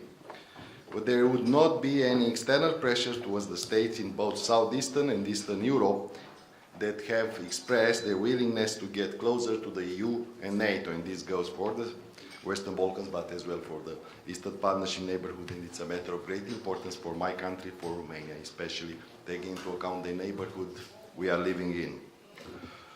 In closing, I would like to say that, to stress that the return to nationalism or populism will not only hinder our objectives, it also risks completely compromising European peace and stability. All our thematic small-scale projects are to fail or to serve only the interests of a few if the European project, which includes our friends and neighbors in the Balkans, will not be fully implemented. We need solidarity now more than ever in order to coordinate our efforts for ensuring peace, prosperity, and unity in Europe. if we choose not to act now, we could waste this window of opportunity. I think this is, we have to recognize enlargement for the first time has a window of opportunity in the Western Balkans, and I think we should take stock of it. I think we should be all working in this direction. Europe has to have its deserved place in international relations and the largest economic and political forum. This would bring us to so many people, in a way, as I mentioned, I hate using the word compensation, but, would create that the project is further strengthened after one of the major economies of the world is going to leave the Union. And I think it's in the same time we have to see on the basic of the European project, which is peace and prosperity after World War II, and keeping the political narrative alive. It's as important as it is about keeping the economic one. And this would give us more soft power, more power on the world stage, and I think would give us more, so it will be important as well for assuming the full role and the full responsibility the EU should in terms of international relations. So Romania and Romanians are one of the most supportive promoters of EU integration, and this is why we are so much stressing the importance of the transformation of the EU into an even stronger and closer union, having the powers needed for driving Europe towards the future. Thank you. Thank you, George. We have a problem. Our panel is officially over. We wanted to keep 6 minutes, then we said 7 minutes, and I'm sorry, we spent 20. Please, thank you for staying. I'm sure we have a lot good stuff to hear. Please, Mr. Professor, let's us. Thank you, Mr. Chairman. To discuss on the #1 security issue. Please. Yeah, I'll try to remain within the 60 minutes framework. Thank you all for being here, Your Excellencies, dear colleagues, ladies and gentlemen. Usually, I research and teach on the Eastern Mediterranean and the Middle East. However, today I'm going to speak about Western Balkans. However, the link between what I'm usually doing today is going to be jihadism, because I consider jihadism to be an external factor, a decisive factor shaping not only the present but the future of Western Balkans, unfortunately, if I may add. And this is due to the fact that Salafism was always present in Western Balkans, at least since 19th century. Obviously, after the end of the Cold War, Salafism generated or produced various fragments of jihadism. And this, as I'm going to argue later on, is a major trend today in Western Balkans. So I'll try not to be very technical. I'll try to limit theory, and I'm going to give you some data and later on some policy views on what must be done in order to tackle the problem. I'm going to start with Albania. Albania has around 727 mosques, of which 10 have declined to be under the control of the Islamic community of Albania. Islamic community of Albania is a partly state-funded organization, Hanafi Sunni. Hanafi Sunni means, in general, a very tolerant version of Sunni Islam. Since 2012, around 100 young Albanian Muslims joined Al-Nusra or ISIS in Syria, and I don't have to say to you that the main venue for this process of radicalization took place in this 10 mosques in particular. And by early 2014, 40 fighters are back from Syria. Some of them are facing persecution since 2016. Some of them are free at large due to various legal loopholes or gaps, if I may say, in Albanian penal code regarding that whole issue. But in order to be fair, not only with Albania, but with the rest of the Western Balkan states, this whole issue is relatively new. So states are trying to explore the ground step by step and year by year. So the fact that something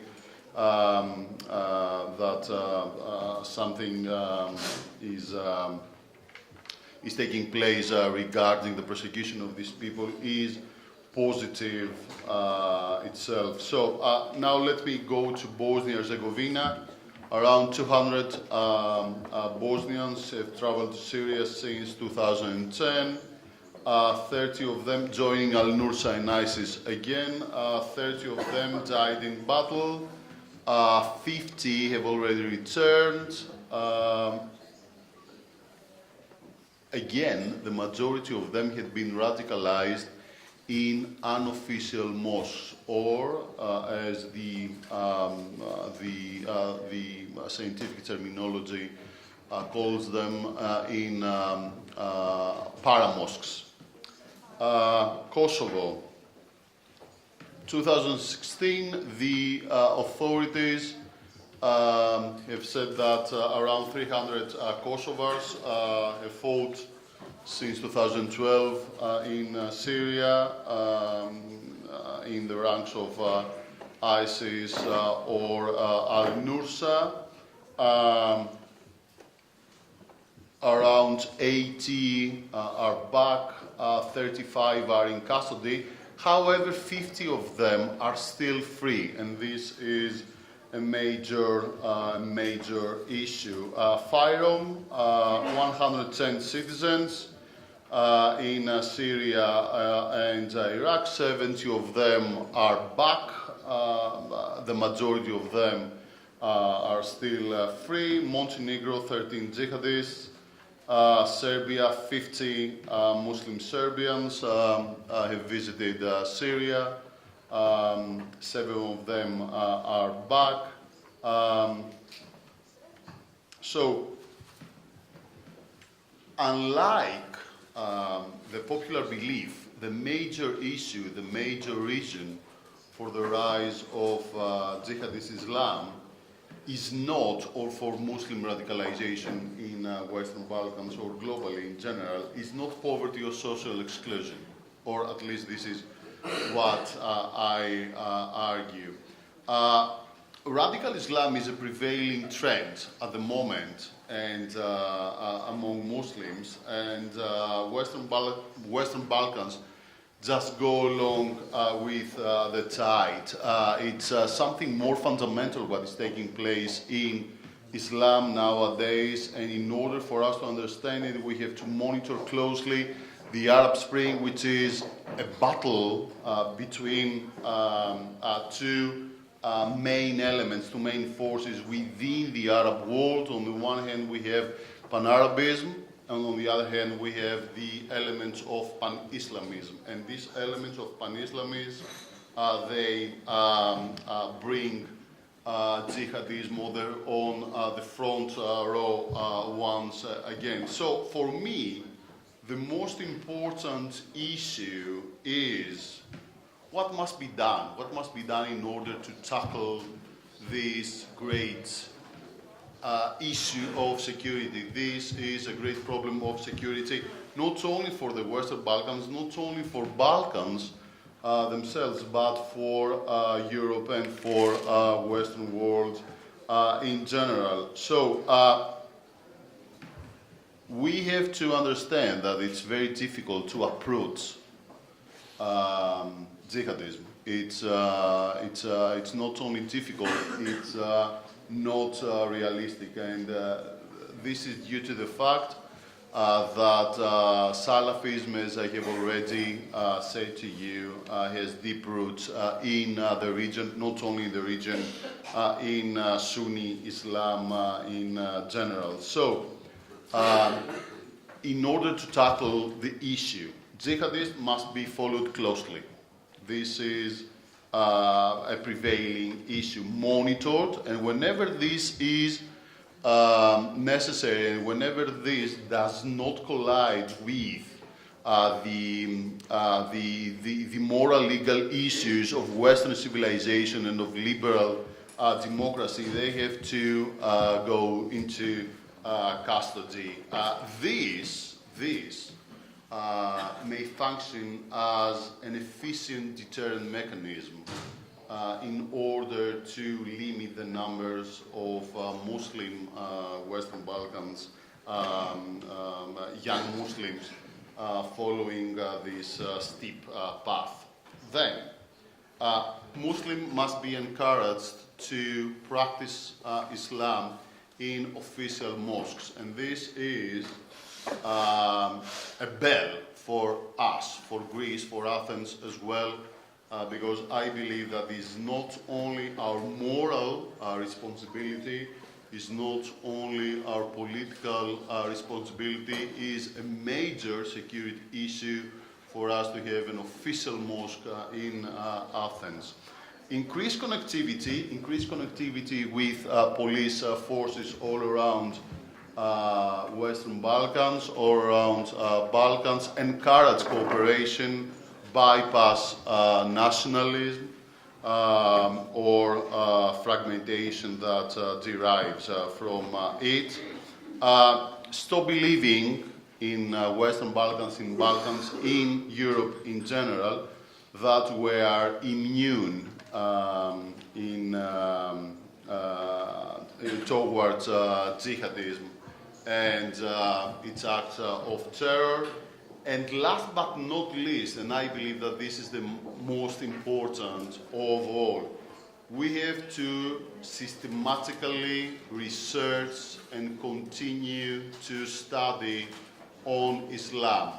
If we manage to separate Salafism from mainstream Islam, if we manage to tackle Islamophobia in order not to create a negative aura within Balkan societies, then we will not have the negative product of it, young Muslims trying to build, to search for their own identity, forced by Islamophobia, going into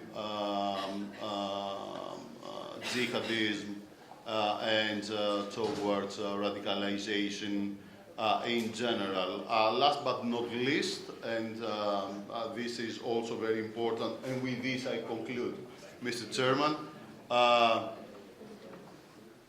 nowadays, a very sexy issue, if I may say so, in international relations is the so-called SAR power. We have to remember that the first elements that dealt with the so-called SAR power were jihadist elements and the so-called black web. And this is another venue where, in general, Western security must focus on it. There is a long process. It's a very hard fight, but we have to win. We don't have any other choice. Thank you very much. For your topic, we need an entire session just devoted to that. I'm going to produce a paper. We'll discuss that afterwards. We've broken but we have two speakers that we need to hear. And what I'm going to do, with your kind permission, is that everybody who needs to go to other panels can go, even the panelists. The others who want to stay and ask questions and answer questions shall stay. Please. Konstantina is the director of the Konstantinos Karamanlis Foundation Greece, relation on modern geopolitics with traditional loyalties and identities in the West Balkans. We have 10 minutes. You and Lars, please, I apologize truly.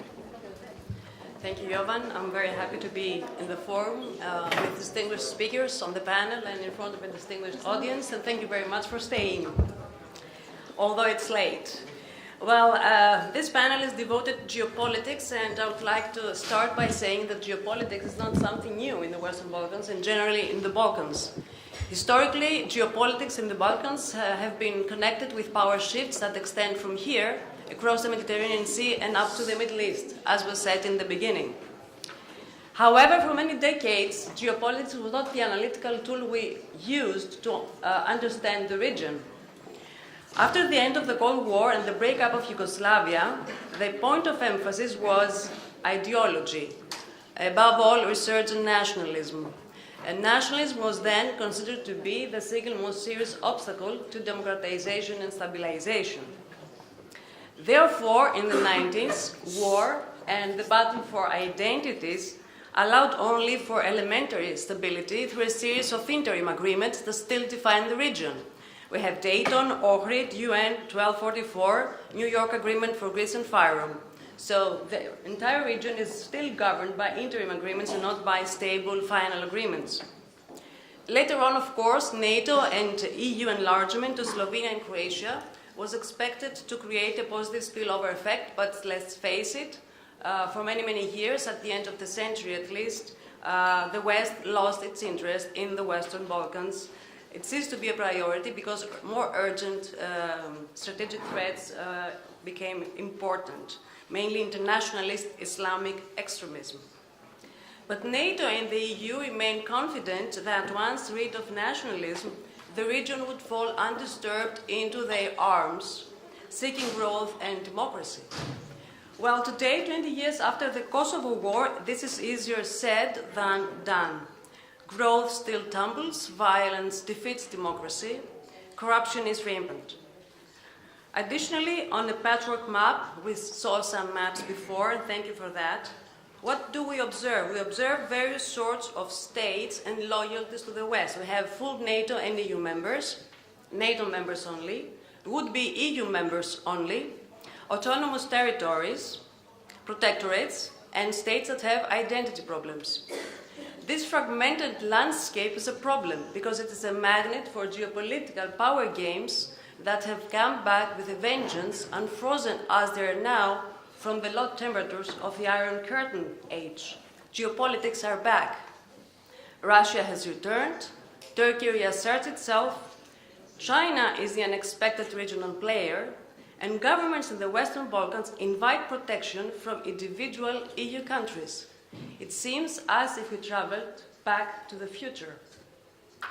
The mobilization of international diplomacy and above all of NATO and the EU seeks to put a brake to this dangerous course. In this context, we cannot act individually. We need a unified EU voice more than ever. For Europe, the Western Balkans have long been a forgotten region, overshadowed by other agendas and priorities like enlargement, the Euro project, refugee crisis, economic crisis, and most recently, populism. For sure, the decision for Brexit was a wake-up call regarding enlargement. I think important was also the hands-on re-engagement of the US in these and other strategic areas. So what can we expect?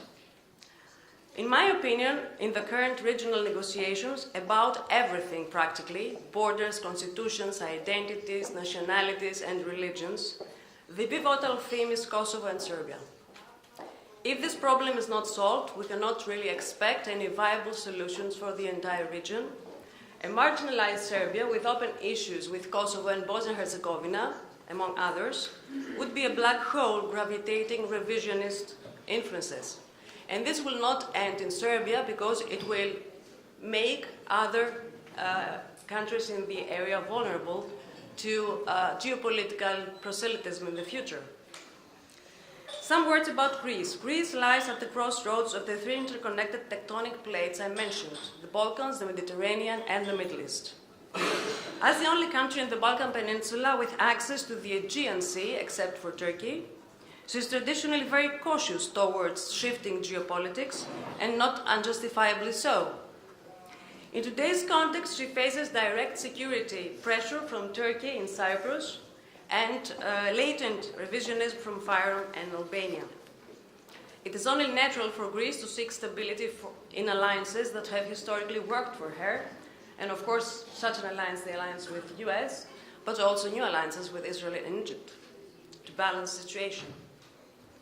Greece has every reason to support Euro-Atlantic enlargement in the Western Balkans. This will help her overcome her geopolitical loneliness in the region. She has an unbroken historical record of Western orientation, and therefore she also offers a familiar role model for the Western Balkans. What a country can achieve if it's part of the West, despite the current economic situation. Greece is still the richest country in the region. Hence, the stabilization of the Western Balkans runs through the stability of Greece. There's no sense in destabilizing this ally in order to stabilize the entire region, because it simply won't work. And this is, in my view, a fundamentally geopolitical argument. It is also fundamental for understanding Greece's insistence in the case with Fyrom. At the same time, the mutual respect of identities in the region is a precondition for viable settlements. Identities are central to geopolitics. Values are central to geopolitics. Identities were the basis for creating borders in the first place. If we take identities out of geopolitics, then we open a very dangerous revisionist chapter for Europe and the world. The Euro-Atlantic perspective is a golden opportunity for the Western Balkans to thrive. Therefore, the most crucial parameter is the determination of the countries in the region themselves to emancipate themselves from historical distrust and oscillating loyalties. Better sooner than later. There is a political clock to take into account. We must all keep in mind that inclusion of the Western Balkans into a whole Europe is a long-term process with many twists and turns. The concept stabilization through westernization that we're applying here, and not vice versa, has been used in the past, not always with great success. But if it fails now, geopolitics will not inspire voters in Western democracies. Populists are longing for the next big failure of their political elites to give them a very good lesson. This would cost Europe a lot, but it will have a far higher cost for the Western Balkan countries themselves. And this can still be avoided if we take the right steps to combine politics with identities and values. Thank you. Excellent. Thank you very much. And finally, Lars, Head of Department for Europe, North America, Konrad Adenauer Stiftung, has been around the area for a while. Yeah. Your thoughts? Johan, thank you very much. Well, I also want to thank Simeon for inviting me to this very impressive event. And it also humbles me to be on this panel with this, expertise gathered here on this panel. Well, I think I have an impossible task now. I think it's half a minute I have to talk about geopolitics in the European borderlands. Well, I have prepared a statement, and I will not treat you with a full treatment here. Let me make a couple of points and tell you what I was going to talk about. First of all, I wanted to assess a little bit the importance of the region. And starting with a look at the map, it's actually, the borderland suggests that's a periphery of Europe. I don't think it's periphery. I think it's very crucial, and it's in the midst of Europe with all the implications. And I was going to talk a little bit about history, about the migration crisis with the implications for Europe. Of course, the Balkan wars in the 90s with all the implications. So I think it's important to understand that that's a very central point for Europe for the future of Europe, and in particular also for the future of the European Union. Again, I'm not going into details here. I was also going to talk a little bit about the existing links. When you think about it, 73% of foreign trade in the region is already with the European Union, and the European Union countries are the main investors in the region. All countries except Kosovo have a visa-free regime with the EU. I mean, all of this and more suggests that there is no alternative to a European future, a future inside of the European Union for these countries. However, and we talked about it, that accession was stalled for a long time. All the more it is important to see that what we see recently, that European leaders have been reaffirming the commitment made in Thessaloniki, and not only the European leaders, we talked about actors in the region, we talked about also the transatlantic element here, the role of the Americans. I was going to talk a little bit about the Berlin process, and I just mentioned it here. Of course, also the new Western Balkans strategy of the EU Commission. I'm not going to discuss it. But let me also add as a German panelist, that it is important for the German government as well, when we look into the coalition agreement that was negotiated with the SPD, the CDU, the CSU, and the SPD. There's a strong emphasis and commitment also for the Western Balkans here.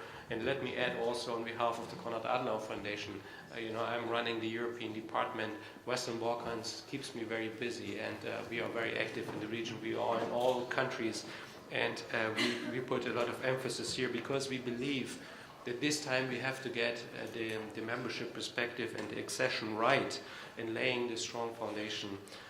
We talked about the problems, we talked about the importance of democracy, rule of law, and other things as well. So, cutting short here, but only few remarks on the topic. I mean, geopolitics, we didn't talk too much about Russia, it was mentioned here, didn't talk too much about China and others. You mentioned the role of Islam, and let me, few points only without going into details. Talking about Russia, the historic player, as we heard also on the panel. I think what is important and what I wanted to say here is that Russia cannot offer the Western Balkans any convincing alternative to Europe and Euro-Atlantic integration. I think that's an important point. The Western Balkans play only a secondary role in Moscow's strategy that is more focused on the near abroad.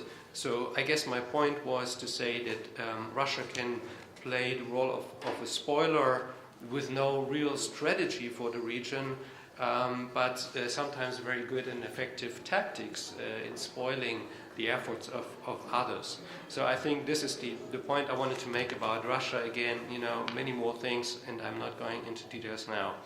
What about China? I think China is completely different. First of all, it does not have a historic role in the region. It is rather a new player, in particular after the One Belt, One Road initiative was presented in 2013.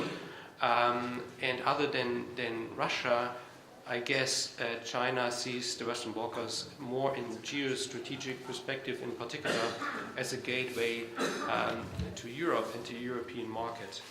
And talking about it in Greece here, the connection between Piraeus and the European market comes to mind. Again, I was about to talk a little bit more about China and the role, the ambivalent role, because sometimes, China is doing things that are also in the interest of the European Union. I mean, stabilizing some of these poor countries with infrastructure and other things, investment, which is also important. But on the other hand, of course, in the long-term perspective, having a political interest there as well. So it's ambivalent. Again, I'm not going into details, but I think, when you compare Russia and China, there are different things, and it requires also different strategies. But in general terms, I think it comes back to a viable membership perspective for these countries in the European Union and in Euro-Atlantic structures. Well, this is what I was about to, discuss. But let me add a final point. Also, I think it's important discussing these things here in Greece. And Konstantina made also the point of the crucial role Greece is playing for the Western Balkans. Beyond the name issue, of course, the name issue is one important element in this.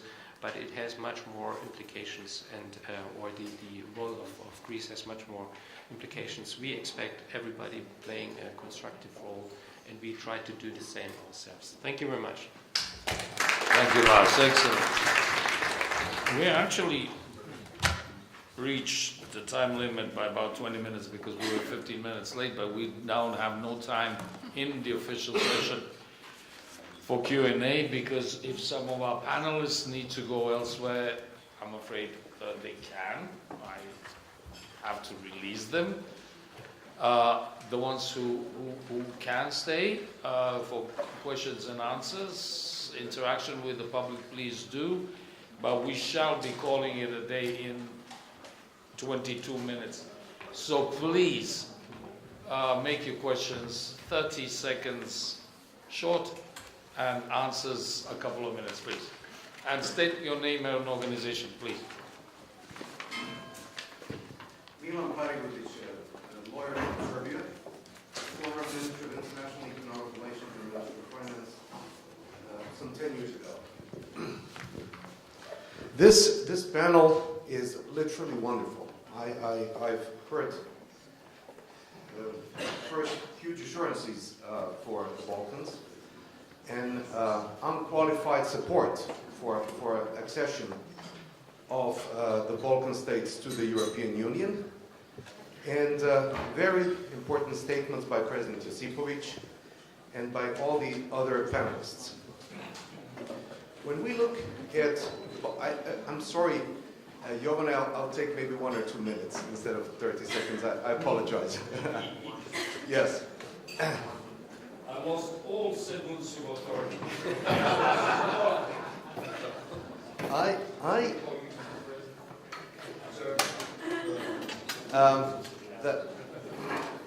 The question of the Balkans is, I would completely agree with you, madam, is the solution of Serbia and Kosovo. And you have mentioned 3-4 critical words, I think. Interim is one of the words which is critical. That the solutions which were introduced in the Balkans in the 90s were interim solutions. That they came from an ideology, and an ideology by definition is dogmatic, of anti-nationalism, a neglect of identity as one of the key elements of defining borders in the Balkans. And the result of this is a very frustrated Serbia, whose rights of self-determination have been denied thoroughly and continuously and systematically. And if someone is wishing a full Western integration of Serbia, it is me. And therefore I'm talking today.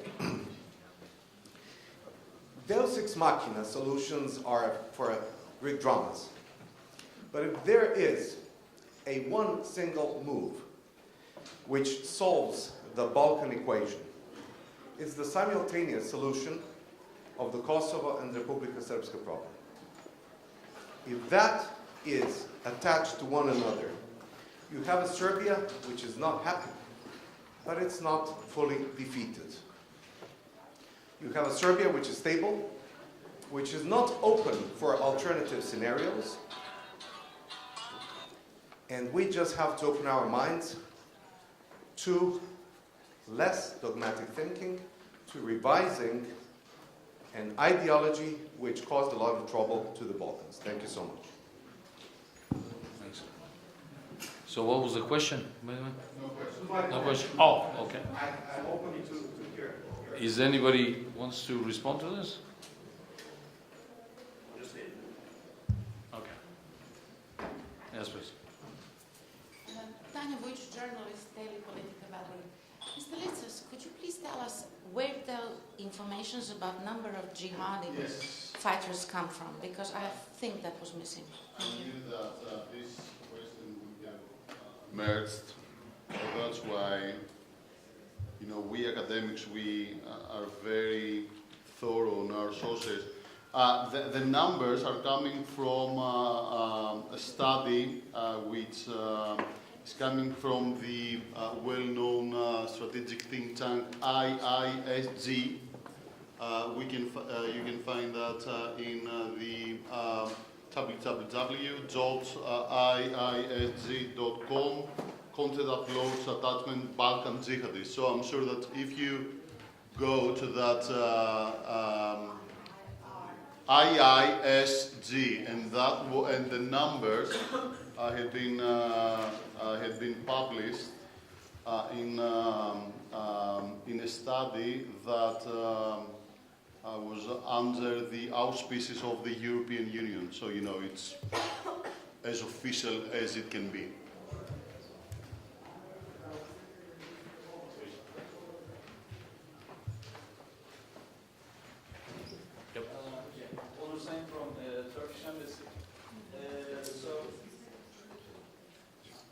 Hello, thank you. Onur Sayın from Turkish Embassy. So I would like to make a couple of remarks because you know my country was enlisted within the external actors claim to be destabilizing the region. First of all, I would like to say that this is not a zero-sum game. Considering this as a with this mercantilist understanding and isolating the countries, which are non-EU countries, which are in the immediate neighborhood of this region, is, I believe, an old-fashioned and also a counterproductive approach. Turkey is not a competitor. Turkey has been a member of NATO for decades, and also, a founding member of European Council, and Turkey has been supporting the integration of Western Balkans with the EU for long. Especially, it was Turkey who helped within NATO to shape this region in line with European aspirations. And I believe that as long as the EU continues to be a source of aspiration for these countries, I think these countries will continue to move forward. But especially with reference to the remarks of Ms. Conley, with full respect, I disagree with. I don't think there is a dim picture with regard to U.S. influence, but I think U.S. should be, should act more wisely, selecting its partner in the region if it still wants to have a to safeguard the Western principles. And I'd like to conclude with a question to Mr. Koumoutsakos. So what do you think about Greece's relations with Russia and China? And if you come to power soon, in Greece, will you continue this, the current government's strategy with these countries? Thank you.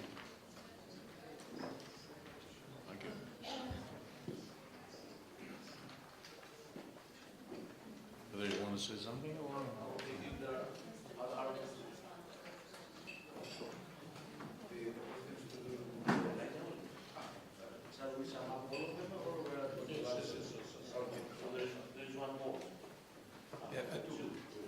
Chris Cook, UCL Institute for Strategy, Resilience and Security.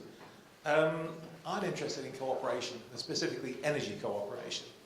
It strikes me that all of the Balkan countries, well, they're not exactly known for being big-scale energy producers, and they do have in common, for me, cooperation to reduce costs is something that I've seen is a matter of consensus in many areas. The Caspian is one. My colleague will be talking about the Caspian tomorrow. Eastern Med is another. And what scope does the panel think there is for energy cooperation, particularly in reducing costs of distribution and energy efficiency, everything that we see. What scope is there for that to form a, should we say, unifying framework, providing we can get the institutions right? And I could talk for half a day on institutions, but I won't. Thank you.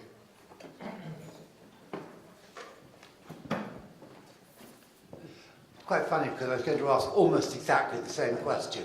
The only thing that I was going to add to it on the energy side is, why is in fact there so little general cooperation between the West Balkan countries by comparison with the amount of cooperation that was required to get the EU going?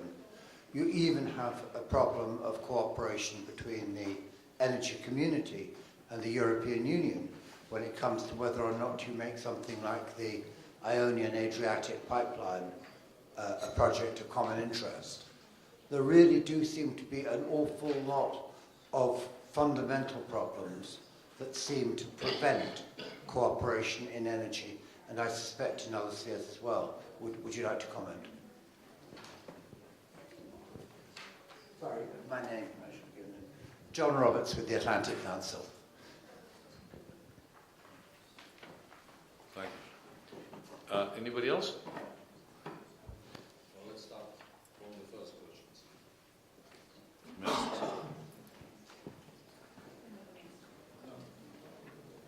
I mean, ladies first. There were so many questions touching upon many issues, so I don't know who answers what. I was addressed the question, I will ask. Okay. Thank you very much for your question regarding what New Democracy, when in power, will do regarding relations of Greece with China and Russia. This gives me an opportunity to share with you a view regarding the role of Greece in the region. From the outset, I would say that I see Greece as a strategically and geopolitically pivotal state in the region, a key player, a key country. Why I feel this way? In Greece, three dimensions coexist, and coexist harmoniously. The European dimension, the Balkan dimension, and the Mediterranean dimension. We are a member of the very important organization of the Western structures, that means EU and NATO. We have a strategic, a very meaningful cooperation with the United States in all fields. We are an Orthodox country, overwhelmingly Orthodox country. That means that we have a possibility of having a channel of communication and understanding with Russia. And this does not substitute for our staunch participation in NATO, in European Union, and regarding our relations with the United States. The operational relations that we have with Russia does not substitute our strategic options as far as our participation in the Western world is concerned. Being an Orthodox country, at the same time we have relations of mutual understanding and respect with the Muslim world, with the Arab world. Greece has never been a colonial country. In addition, and despite the fact that we have these very mutually respectful relations and understanding with the Arab and Muslim world, we are enriching and deepening in all fields our relations with Israel. We are an international gate for international trade, because when the main flows of international trade were made between the two shores of the Atlantic, because the European economy, United States economy were the only strong economy in the world, we were a country of the periphery, of the margins. Now that there is these new flows of international trade between East and West, since China is a very important economic player internationally, and not only China, India, Greece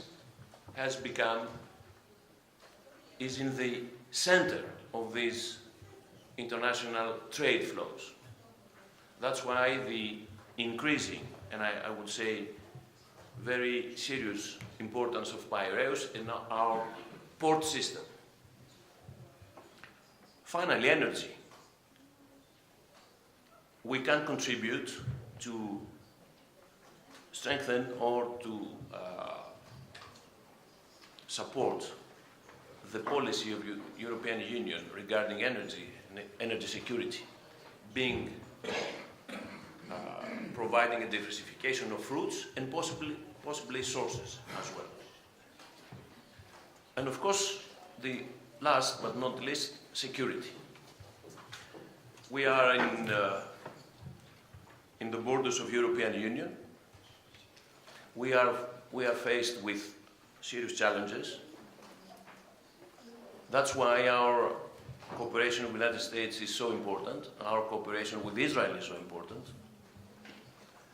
And within this, if you want this framework of Greece being a strategically pivotal country in the region, we are going to continue to have the policies and relations with Russia and China, but at the level that I mentioned to you. These two important countries is very significant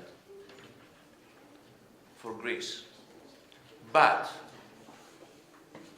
they cannot substitute, and I want to underline this, our deep-rooted participation, friendship, alliance, common interests, common values, common principles with our partners and allies in EU and NATO. I think this is more or less what I could offer as an answer to your question. Thank you, George. Okay, well, we all need. Sorry for taking the floor from you, but I have a prearranged live interview at TV at 11 exactly. So maybe I'm going to be as rude as leaving the panel before that. The other reason I took the floor is that I'm sharing most of the thoughts of George, exactly because there is a continuity in our external policy. We're going to be a bridge between the European Union and Russia. We do not share the Russophobia of many voices within the European Union, but it's obvious that our, let's say, strategic partnership is within our common European home, the European Union. What we have done during our 3 and some years of our administration is to reinforce this multidimensional character of our external policy, as described by George. I have traveled from Tehran to Riyadh, which is quite exceptional, exactly because we can speak and act sometimes as moderators, of course, taking into account the size of our country. We have taken additional multilateral initiatives besides the reinforcement of our relations with Israel and Egypt. We have also tried to develop, even at the military level, synergies with Israel, but also with Arab countries. I think we have a unique military common exercise between Israel, us, and the Emirates. Besides, we have initiated a multilateral conference in Rhodes with the participation of 20 Arab and European countries, with the aim to create a new system, regional system of security and stability in the area. And with Turkey, we are among the last remaining voices in the European Union which want to keep the European perspectives of this country alive. It is completely legitimate for a peripheral country like Turkey to try to increase its influence in the Balkans. I would never doubt that. But it is also self-evident that all bilateral and multilateral relations should be based on the respect of international law, international treaties, and the rules of the good neighborhood. We insist on that. Unfortunately, in the recent past, we have some very nervous, to use an euphemism, practices from our neighbor. The recent statement by President Tusk underlines the same concerns we have.